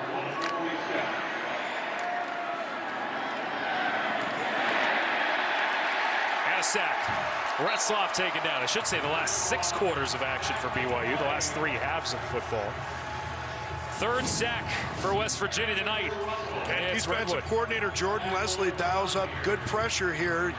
You're only bringing 4, but you these guys off of the edge, get that lateral movement. It's Hammond Russell, really the one that drove that sack. And then it was Asani Redwood on the backside, able to make the sack. Redwood is a medical marvel, by the way. He tore his ACL in early February. How is he back? I heard that story for the coaches earlier today. In the flat, it's Kingston making a man miss initially, getting a couple extra yards. And remember T.O. did that. He tore his ACL and broke his leg, or I think it was the ACL. And it's one thing for a smaller guy to do something like that, but Redwood's 6'3", 290 pounds. Come back like that. Oh, to be 20. Oh, yeah, it's easier to recover from a lot of things when you're 20. That's just great, though. Great for him. Great job by the excellent medical center here, I'm sure, getting him back and ready to play. Blitz comes. BYU picks it up. And Retzlaff chucks this ball off the hands of Marion, who came back to it, batted away by Malachi Ruffin, who's had a nice night for West Virginia defensively. Pass coverage has been on point large stretches of this game.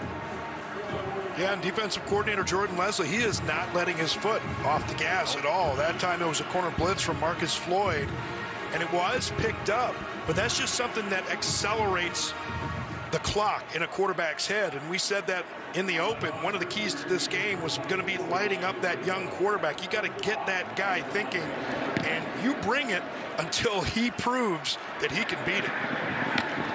Fair catch at the 15-yard line, 44-yard punt. And the Mountaineers will get the ball back in a rout. Power player sponsored by Ram Trucks, built to serve, and West Virginia running back Jaheim White is built to run. The guy's low to the ground, but he's got all kinds of speed and explosion and balance along the sideline, but he's also got that patience, and he's got some deceptive power. You've seen him run through some tackles, you see the spin moves, you see him get his shoulders low. The guy is the complete package in a package, only 5'7", 192 pounds. Donaldson sheds a tackle, still on his feet as he gets a first down. BYU has been outrushed by West Virginia, 251-20 before that run, that is. I mean, that's plus 231, and West Virginia's not done. We still got a quarter and change to go. I talked earlier today about the reestablishment of this West Virginia run game. As Green backpedals, passes into space, and he has Gallagher into plus territory. But the establishment of that run game, 225-plus yards in back-to-back coming in, it's opened up plays like that. Yeah, it certainly has. And again, Jay Hill, the defensive coordinator from BYU, told us we feel good about having our safeties uptight, playing man coverage, getting extra bodies to help stop the run. But the problem is the defensive line, they've had some injuries, and they've just been dominated by this West Virginia front all night. Flag comes in before the snap here.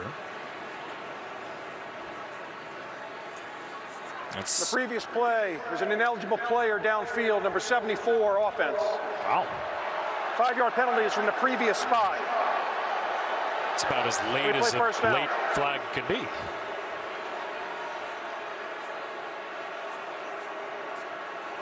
Not sure if this is reviewable, but it's going to be Wyatt Milam, that left tackle, and you can see him standing there. It looks like he's a couple yards. Yeah, you see him stepping back there.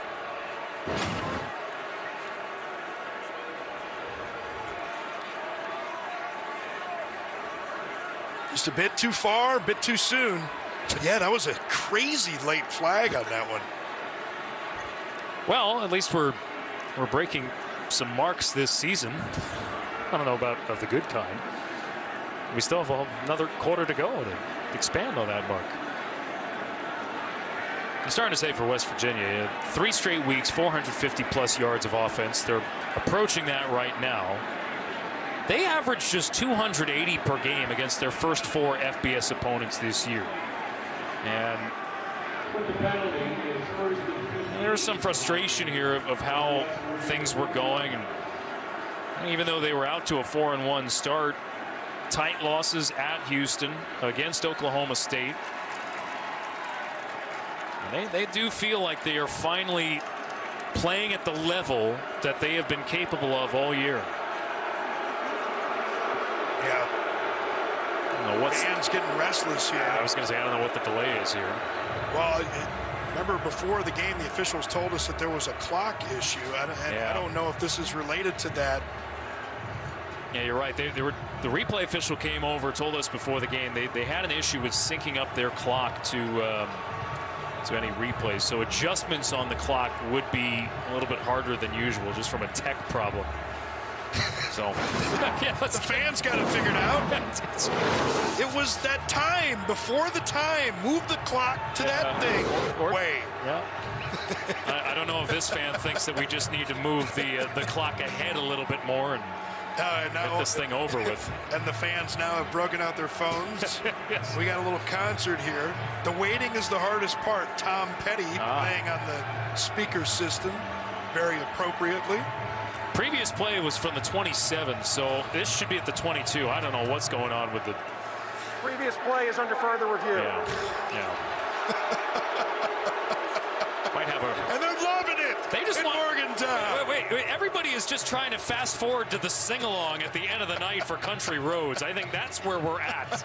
That's the part of the night where we're at.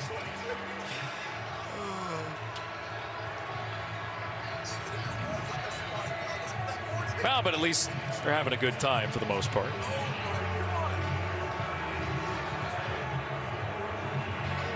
They'll eventually sort this out.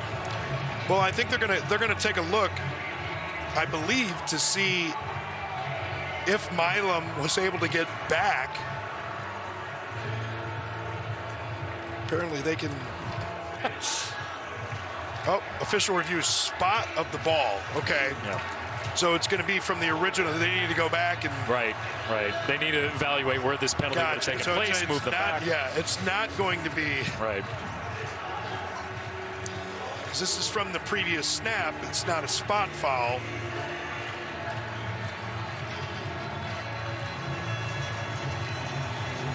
I don't know what they got playing now, but it's definitely got some fiddle in it. Loving it, man. Is this your first trip to Morgantown? It is. Same. It is. It's just, Same.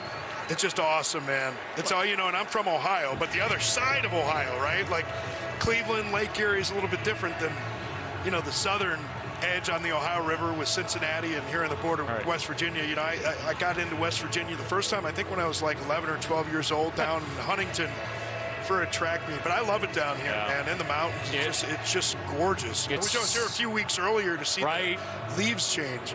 Well, you know what? To save us from talking more about geography on the West Virginia-Pennsylvania border, let's bring in Dean Blandino, and maybe he can help us sort out what we're watching. Dean, help us. I'm not sure what's going on. I just wanted to get in on the conversation. What are we talking about here? Well, I don't know anymore. We're talking about 80s music. Oh, I'm all in. Let's talk some 80s music, because it looks like we're going to be looking at this for a little longer. It was first and 10. Hey, Dean, let's talk some 80s There you music. go. There you go. It was 1st and 10 from the 27. The pass was complete. We had a late flag for an ineligible downfield. So that's a 5-yard penalty from the previous spot, and we should be, I believe, 1st and 15 from the 22. And maybe the chains were moved. Maybe that's what they're talking about, where the line to gain is, but it was 1st and 10 at the 27. So let's see what the deal is. After enforcement of the penalty, it will be 1st and 15 at the 22-yard line. First down. There you go. All they needed to do was call up Dean. They would have had the answer. Right. Like I would have had to turn off my Bon Jovi. But this was kind of fun. So that's what you do back there. Okay. We got to talk to Dean. I'm glad that they took their time. All right. Well, so long as everything has been adjudicated properly, that's what matters in the end. So 1st down and 15 at the West Virginia 22. And all the standing and waiting around, stewing in a 30-point game for the team wearing white. Well, I mean, and you got to stay loose in a break like that too. I mean, sun goes down here, it gets a lot cooler. Guys got to keep moving.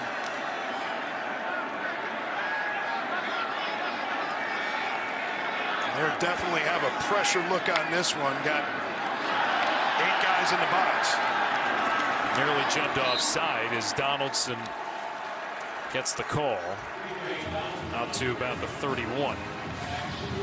Max Tooley on the tackle. I think he's trying to exert some frustration after what's been a difficult night for the Cougars.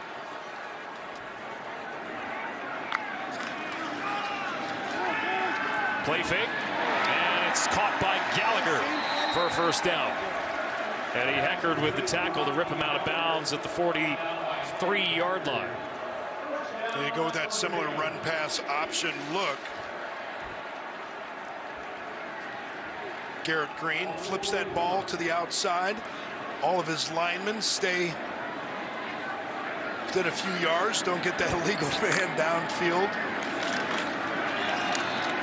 Donaldson cuts it back.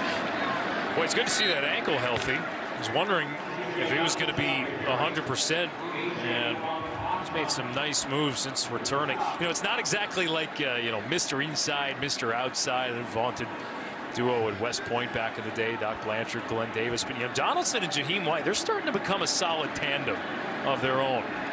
Yeah, they certainly are. And nothing motivates a running back like seeing another running back go out there and perform. You're like, let me get some of that. Let me get that hot hand. Let me get myself back in there and do a little bit of that. And C.J. Donaldson, nice cutback on that last run. I talked about it. They really are pushing one another. And even in situations as Donaldson will pick up another first down here before being gang tackled. You know, White was having trouble going through walkthroughs. And you know, the coaches, they'll get on you. If you're running through the same thing over and over and over and you're not getting it, they'll get on your case. And Donaldson waved off the coaches in one instance, and he said, I'll talk to him. I'll get him sorted out. And he did, and it's made a big difference. You just love that. You just love hearing stories like that because, you know, you're trying to make that room better. You're trying to make the team better, and that's a selfless way to do it. The run play. This is White. Escapes the shoestring tackle from Crew Wakely and scampers out of bounds after a gain of 1.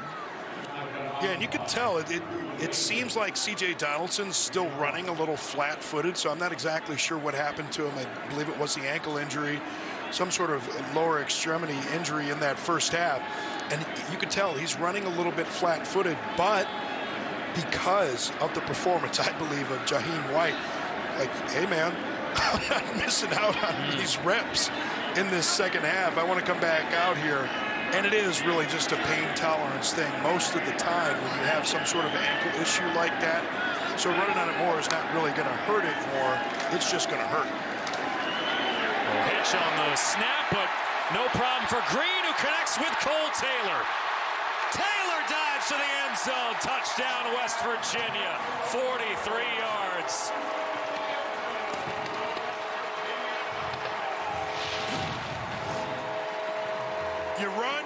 You run, and then you pass up the seam. Cole Taylor, all 6'7" of them. Everybody comes down into the box to try and stop the run.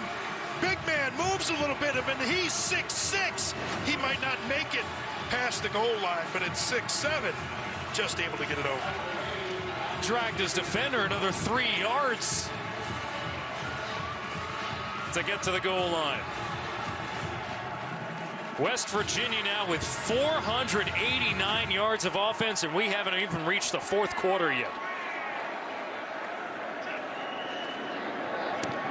Absolute domination.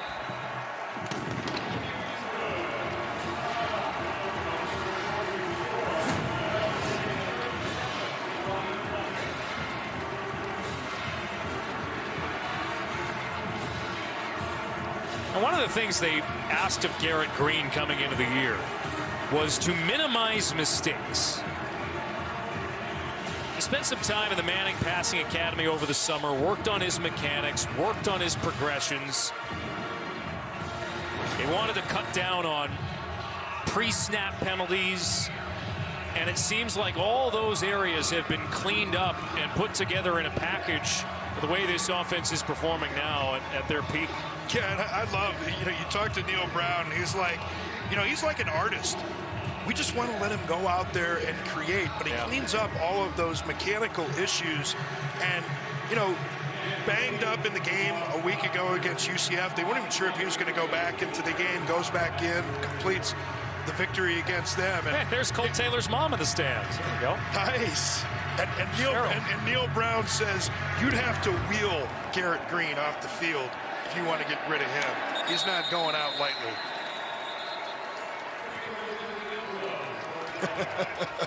Mom's just so happy. That's the best. All right, next weekend, big matchup in the Big Ten. J.J. McCarthy and Michigan battling Penn State's 3 versus 11. Of course, that might change depending on how the poll comes out tomorrow. All starts at big noon kickoff live from Happy Valley, 10 a.m. Eastern. And then Michigan, Penn State on Fox. Well, I think that it's going to be the one on Tuesday that counts, though, right? Like it's the playoff. Like the AP or the coaches or whatever will be out tomorrow, but the official poll won't be out until Tuesday, the one that counts. It's so weird that we have like 3 polls in the night. Anyway.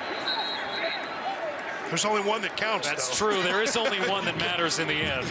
Like we all have opinions, right? Yeah, we know that saying, but there's only one set of rankings that counts. But you know, I was surprised to see Ohio State ranked number 1 this week. Honestly, I mean, I thought Michigan or Georgia would be ranked number 1, but got a scare against Rutgers today, didn't they? Yeah, they certainly did. They were down in the second half. This will be a first down for BYU on the handoff to Robbins. Gain of 10. And finally getting some run game going, but you know, you're down 37-0. You're going to have to make some plays in the passing game, and here you're going to go empty again. The opportunity possibly for Retzloff to show off those legs.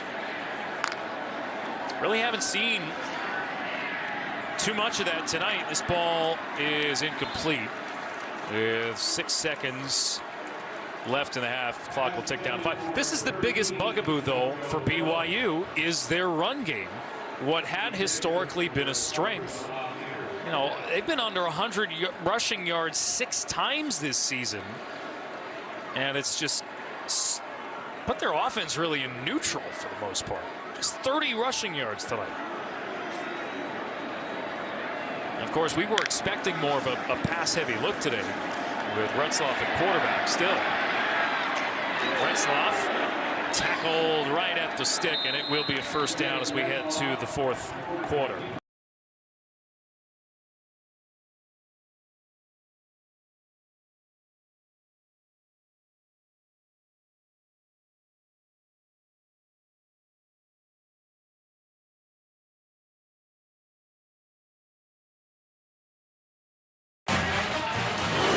Football on Fox is sponsored by Ram Trucks, built to serve.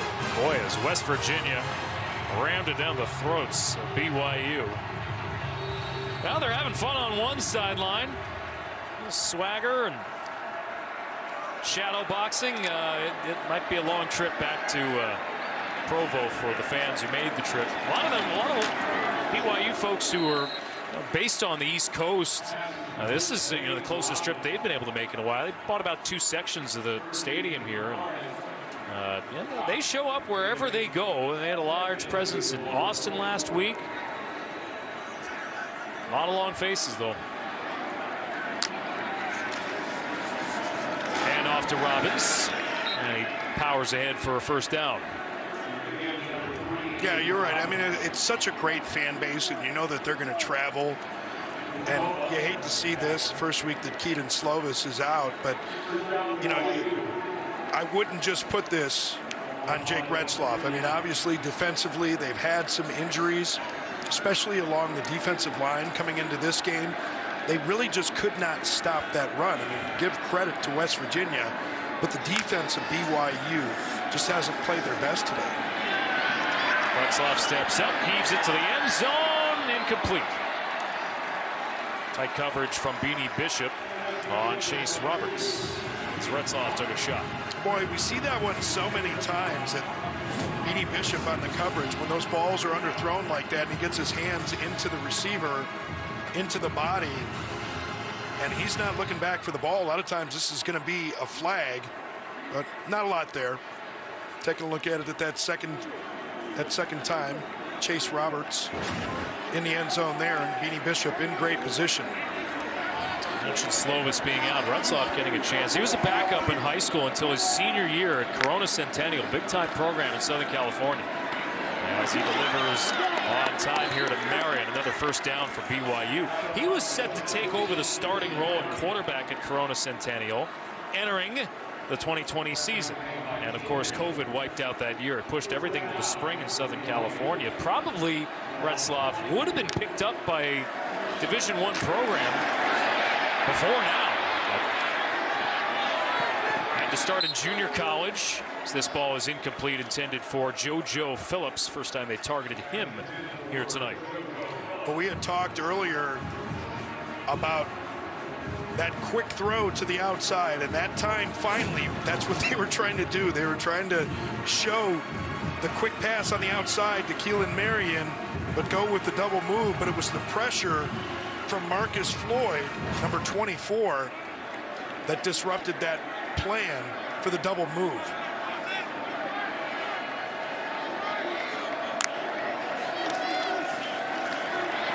Retzloff's pass caught along the sideline. Ethan Erickson on the catch there, and you know, tight ends coach Steve Clark said, hey guys, that ball's going to be there fast. I just want you to know that. So no use complaining about it. He doesn't quite have the change up and all those other pitches. He throws a fastball all the time. So get your head around and be ready for it. West Virginia, like they jumped, got back onside, and then BYU False start. flinched. Number 61, offense. 5-yard penalty. Still third down. Leon Lapuajo, left guard.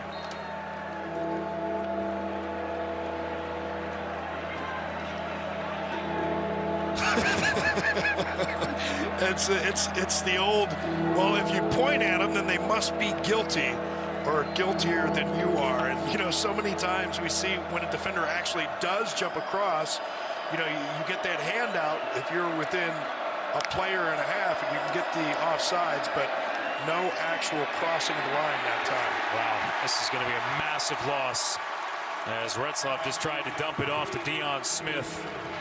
Winds up being a loss of 11, and the TFLs are piling up for West Virginia. Well, this is just inexperience from Retzloff. You know, you see that the defense has this screen sniffed out. You throw it at his feet. You don't actually throw it to him because you know if he catches that ball, this is what can happen. And, you know, again, this is just time on task. First start at this level, and clearly a lot of things haven't gone right, or nothing has really gone right for him tonight. That's just one where he's going to learn next time he won't do that.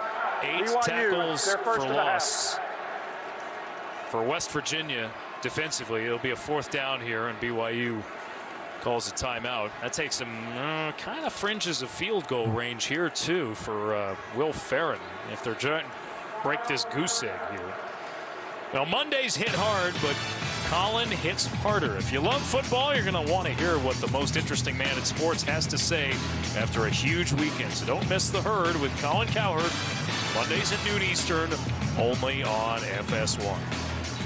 Most interesting man in sports. That's what the card says. He's the most interesting man in the world. He said the other day on the show. He told me once. Oh, he told you? Yeah. Oh, so then it must have been true. Okay. Been worked with Colin a long time back at the previous stop. It's always fun listening to Colin. Well, BYU is going to attempt a field goal here to get on the board and the shutout. Still haven't scored a touchdown, and now going on 7 quarters of football. And even that won't work. A 50-yard attempt. And the misery continues. Dominance for West Virginia. Fox College Football is sponsored by Pacific Life, creating financial security for more than 150 years. It is Mountaineer Week in Morgantown, and they hold a beard-growing contest every year since 1949. Oh, nice. How do these guys not enter? There you go. The West Virginia waterfall. Is that a hat, or is that part of the is that his hair? Oh, man, are you kidding me? That's curly business in the front and party in the back. Well, the beard-growing contest, the winner will get a nice shave at the end of it. A whole bunch of things on campus going on with Mountaineer Week. Now, this is a big run for the backup quarterback, Nico Marchiol, into the game. He gets one snap, and he's into plus territory. Well, designed quarterback run all the way, and he's got number 50, Brandon Yates, leading the way, finishing the block. It's always nice when you get those guys doing that for you, and you see Garrett Green celebrating his backup on the sideline. West Virginia up over 500 rushing yards on the night. That is the most against any Power 5 opponent since 2016. We talked about this early, how demoralizing it can be when you can't stop the run. Yeah. And because you're so thin up front in numbers along the defensive line, the injuries that you've had, those guys are just absolutely gassed. You haven't been able to produce on offense. Those guys have had way too many snaps tonight. 518 yards rushing in total. Into the flat, it's E.J. Horton with the reception. Tackled by Crew Wakely. Nico Marchiol into the game. Redshirt freshman from Chandler, Arizona. End of the game, played one snap against UCF last week. He actually started against Texas Tech earlier this season. Garrett Green had an ankle injury he was dealing with. Marchiol, pretty good player, former Gatorade Arizona High School Player of the Year. Garrett Green's night ends, going for 205 yards. Justin Johnson on the ground here, no gain, and it's fourth down. Yeah, Marchiol is also three-time state wrestling champ. Not sure how valuable that is at quarterback, but it means he's an athlete, and maybe you ought to think twice about a few of those late hits on him. So you've probably encountered a couple of guys who have been former wrestlers, high school or whatnot. You know what? Those guys are fit. You don't mess with wrestlers. You just don't. I was at Ohio State with Kevin Randleman, the late Kevin Randleman, rest in peace, and Mark Coleman, both national champs. You don't mess with wrestlers. Johnson cut down short of the line to gain, and West Virginia turns it over on downs. Curious from BYU's sake, we've seen the backup QB for West Virginia. Do they go to their backup tonight? Tonight's Pacific Life game summary, sponsored by Pacific Life, creating financial security for more than 150 years. I mentioned West Virginia had 225-plus yards in back-to-back entering today. How about 275-plus in back-to-back now between C.J. Donaldson and Jaheim White, both over 100 yards. It's the first time West Virginia, Robert, has had back-to-back rushing games of 275-plus yards since 2008. Just sheer dominance on the ground against BYU. Jake Retzloff remains in the game for BYU as we approach 9 minutes to play. Yeah, and they say running games travel, and it's going to have to travel a week from now to Norman against Oklahoma. Finish this one out. But that offensive line, that run game, tremendous performance. Oklahoma dealt their second loss of conference play today in a wild game. Final edition of Bedlam.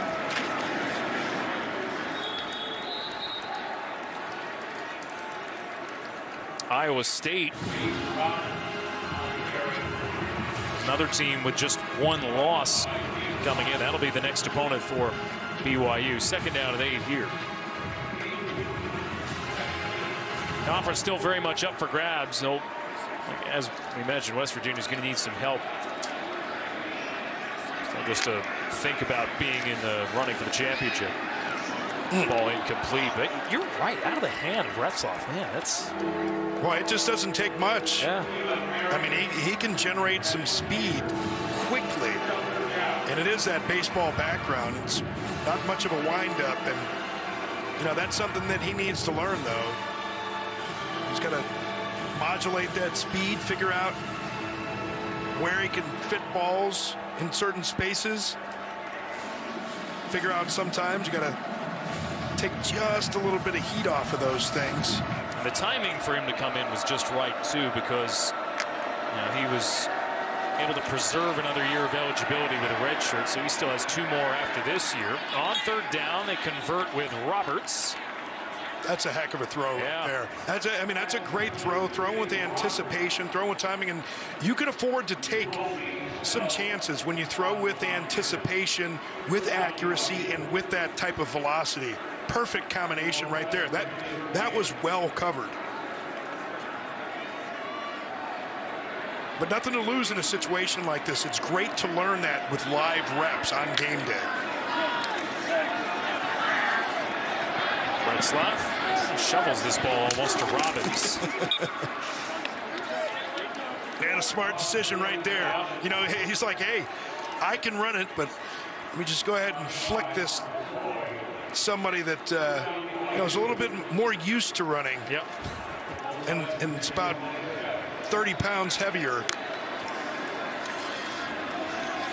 Retzloff turns, rolls to his left, throws underneath, and this ball is incomplete. It was like he just skipped that thing in there. And you know, when you're rolling out as a right-handed quarterback, rolling to your left, I know that he can throw from all kinds of angles, but the more inconsistent you are with your feet, the more inconsistent you're going to be with your accuracy. And he just could not flip those things around. And, you know, these artificial turf fields, people talk about the way that they catch more, meaning that the cleats stick in them more. What I've seen is they really slide a lot. And when a quarterback is trying to get their feet in position to make a throw like that, sometimes they don't get it. And that really throws the pass off. Timeout. BYU, their second of the half. BYU calls their second timeout. Just trying to end the shutout at this point. Well, BYU called a timeout in a 37-0 game. A little bit confused as to why, but Parker Kingston had thought that he was in possession of this ball, and it actually skipped on the turf. Well, you don't know what you don't know. It's true. The ball bounced behind him. As far as he knew, it went off of his hand. It may have gone off a defender's foot, flipped up into the air, but he didn't actually see it skip off the ground in between. Nonetheless, on 2nd down, Retzloff to throw, and Kingston makes the catch this time. Tackled inside the 10, and it's a 1st down for BYU after a gain of 17. Man, that lock-load delivery just happened so quick with Jake Retzloff. We talked about that compact delivery. Oh, it's impressive. You see why they're excited about him and excited that they don't have to burn a red shirt, so he would have 2 years of eligibility. Right. After this year. Pitch play. Robbins, touchdown.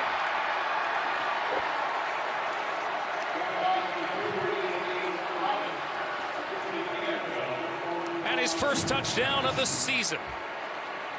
Good old-fashioned speed option. You have one player with 2 responsibilities. He can't be right. He takes Retzloff on that one. He's able to flip it out to Aiden Robbins, and big old Aiden Robbins, 6'3", 240 pounds, able to get his way into the end zone. His 3rd stop. A couple seasons at Louisville, last year at UNLV. Preseason 1st team all Big 12, but couldn't get off to a good start due to injury, and BYU breaks up the shutout here in the 4th quarter. Finally gets a touchdown after a couple of miserable weeks offensively. More Metallica, baby.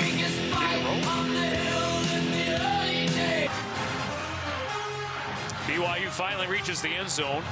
First touchdown scored in the last 10 quarters for the Cougars. 8-play, 62-yard drive. Aiden Robbins 5 carries for 28 yards and a touchdown in the second half. He had 5 carries for just 9 yards in the first half. And the lack of a running game for BYU, especially in the last couple weeks, has reared its ugly head. Short kickoff here. West Virginia with 6:24 to go, the way they've controlled clock and try to put this one in the books to close this out with Nico Marchiol, the backup, in for the rest of the night. And valuable reps, always valuable reps. Every time you get on the field, you get a young quarterback like that, you get that communication, just the operation on a game day. It's nice to be able to get a lead like that and get your young quarterback some time. They're going to be bringing pressure, all types of man looks. Shovel play. Johnson trying to round the corner, tracked down by Crew Wakely. A lot of the starters still in for BYU as well, just because they have really no choice. I mean, they're so banged up. Wakely, who started his tenure at BYU with like number 6 on the depth chart at safety, former high school quarterback. To battle his way back from a concussion earlier this year. He's turned out to be a really good player on defense, transferred from Utah State. Second down. Marchiol rolls to his left and hits his target underneath. So DeMooney with the tackle on Johnson this time. Third down. Yeah, you can see him working all aspects of the operations as quarterback as well. You want to see how he takes in that call, how he delivers that call, how he commands the huddle, how he uses his cadence. You can see on that last play, got that hand clap with that cadence. Even in a situation like this, when you're up this much, still try and see if quarterback can draw somebody off sides. They're down at 4. Play action. And a quick completion to E.J. Horton turning upfield. Ripped down in a plus territory. Chika Ibunoa with the tackle. 23 yards on the catch and run for Horton. And an injury for West Virginia. Bryce Biggs. Boy, the last thing you want, a 30-point blowout, is when you're starting one of your better offensive linemen, too, a redshirt sophomore.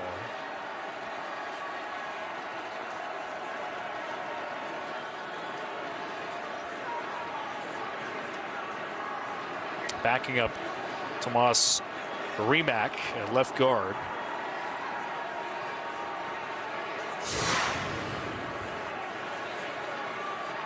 So an injury timeout here on the field. Well, and for BYU, they came in feeling decent about their defense coming off a blowout loss, but man, they get exposed tonight. Most rushing yards allowed by BYU since 2010. 547 rushing yards for West Virginia as they help. Or sorry, 316 rushing yards for West Virginia tonight as they help Biggs off the field.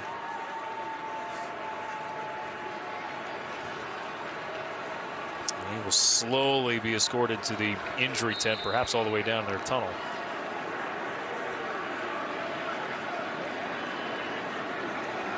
.445 and ticking. Salt this one away for West Virginia.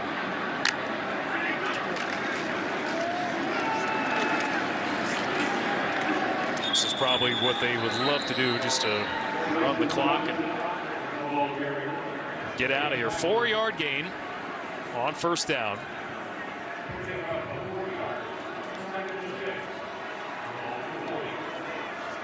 Yeah, and you don't want to do anything that really stresses those linemen that you do have.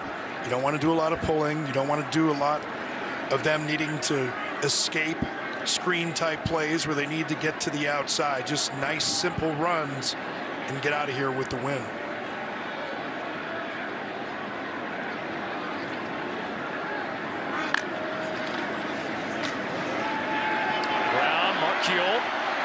And he's searching for the edge, but he's able to move the sticks. A first down for the redshirt freshman, Maury Bamba, backup cornerback. with the tackle after a gain of 7. Here's the remaining schedule for West Virginia. A game against Oklahoma that suddenly OU has 2 losses.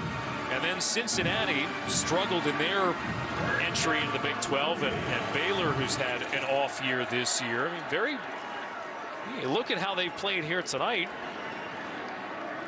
Beat Oklahoma, very much have a chance to close out the year with just 2 losses in Big 12 play. And that would again put them in a position where they could,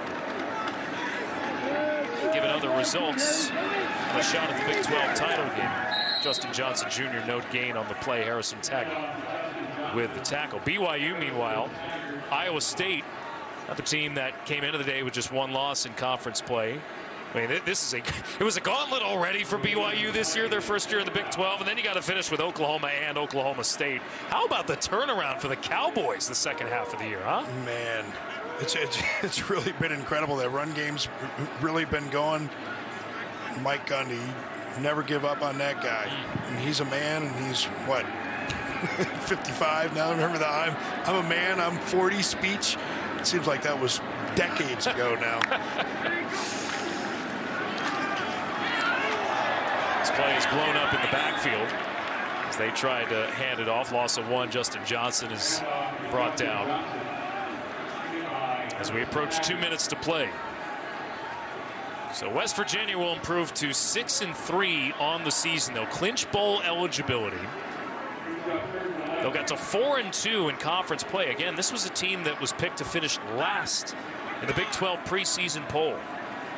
The coaches actually reminded them of that yesterday morning at their walkthrough.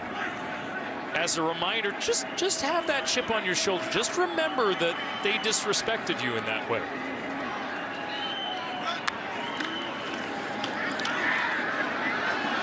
Going to work their way towards a winning season. Neil Brown is 22-25 in his tenure at West Virginia. On pace for their best season since 2018, which would have been the last under Dana Holgorsen. 4th down and 7 here. Yeah, and we mentioned earlier in the game, we know in the conversation we had, he talked about the job today versus the job 3 years ago, 2019, of course, with the transfer portal, with name, image, and likeness. And I know they're doing things to increase that name, image, and likeness money. But don't forget, they've lost 6 defensive players to the portal just this past year on that defensive side of the football. Marchiol got the first down. And if they choose to, they can kneel this one out.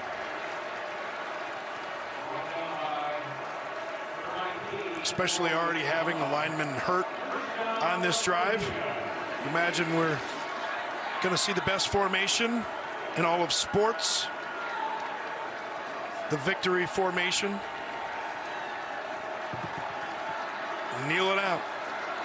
1 snap. You win it.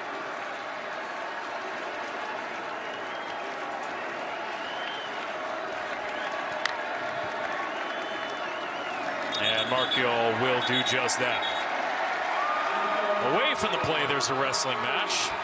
That'll quickly get broken up. And West Virginia, who had lost back-to-back games prior to last week, they get their offense back on track to the tune of 568 yards, 337 on the ground. And it's back to the drawing board for BYU, who's lost back-to-back games for the first time all season. Just 13 points over the last 2 games. West Virginia wins in a rout, 37-7. Back to Morgantown to wrap things up after this.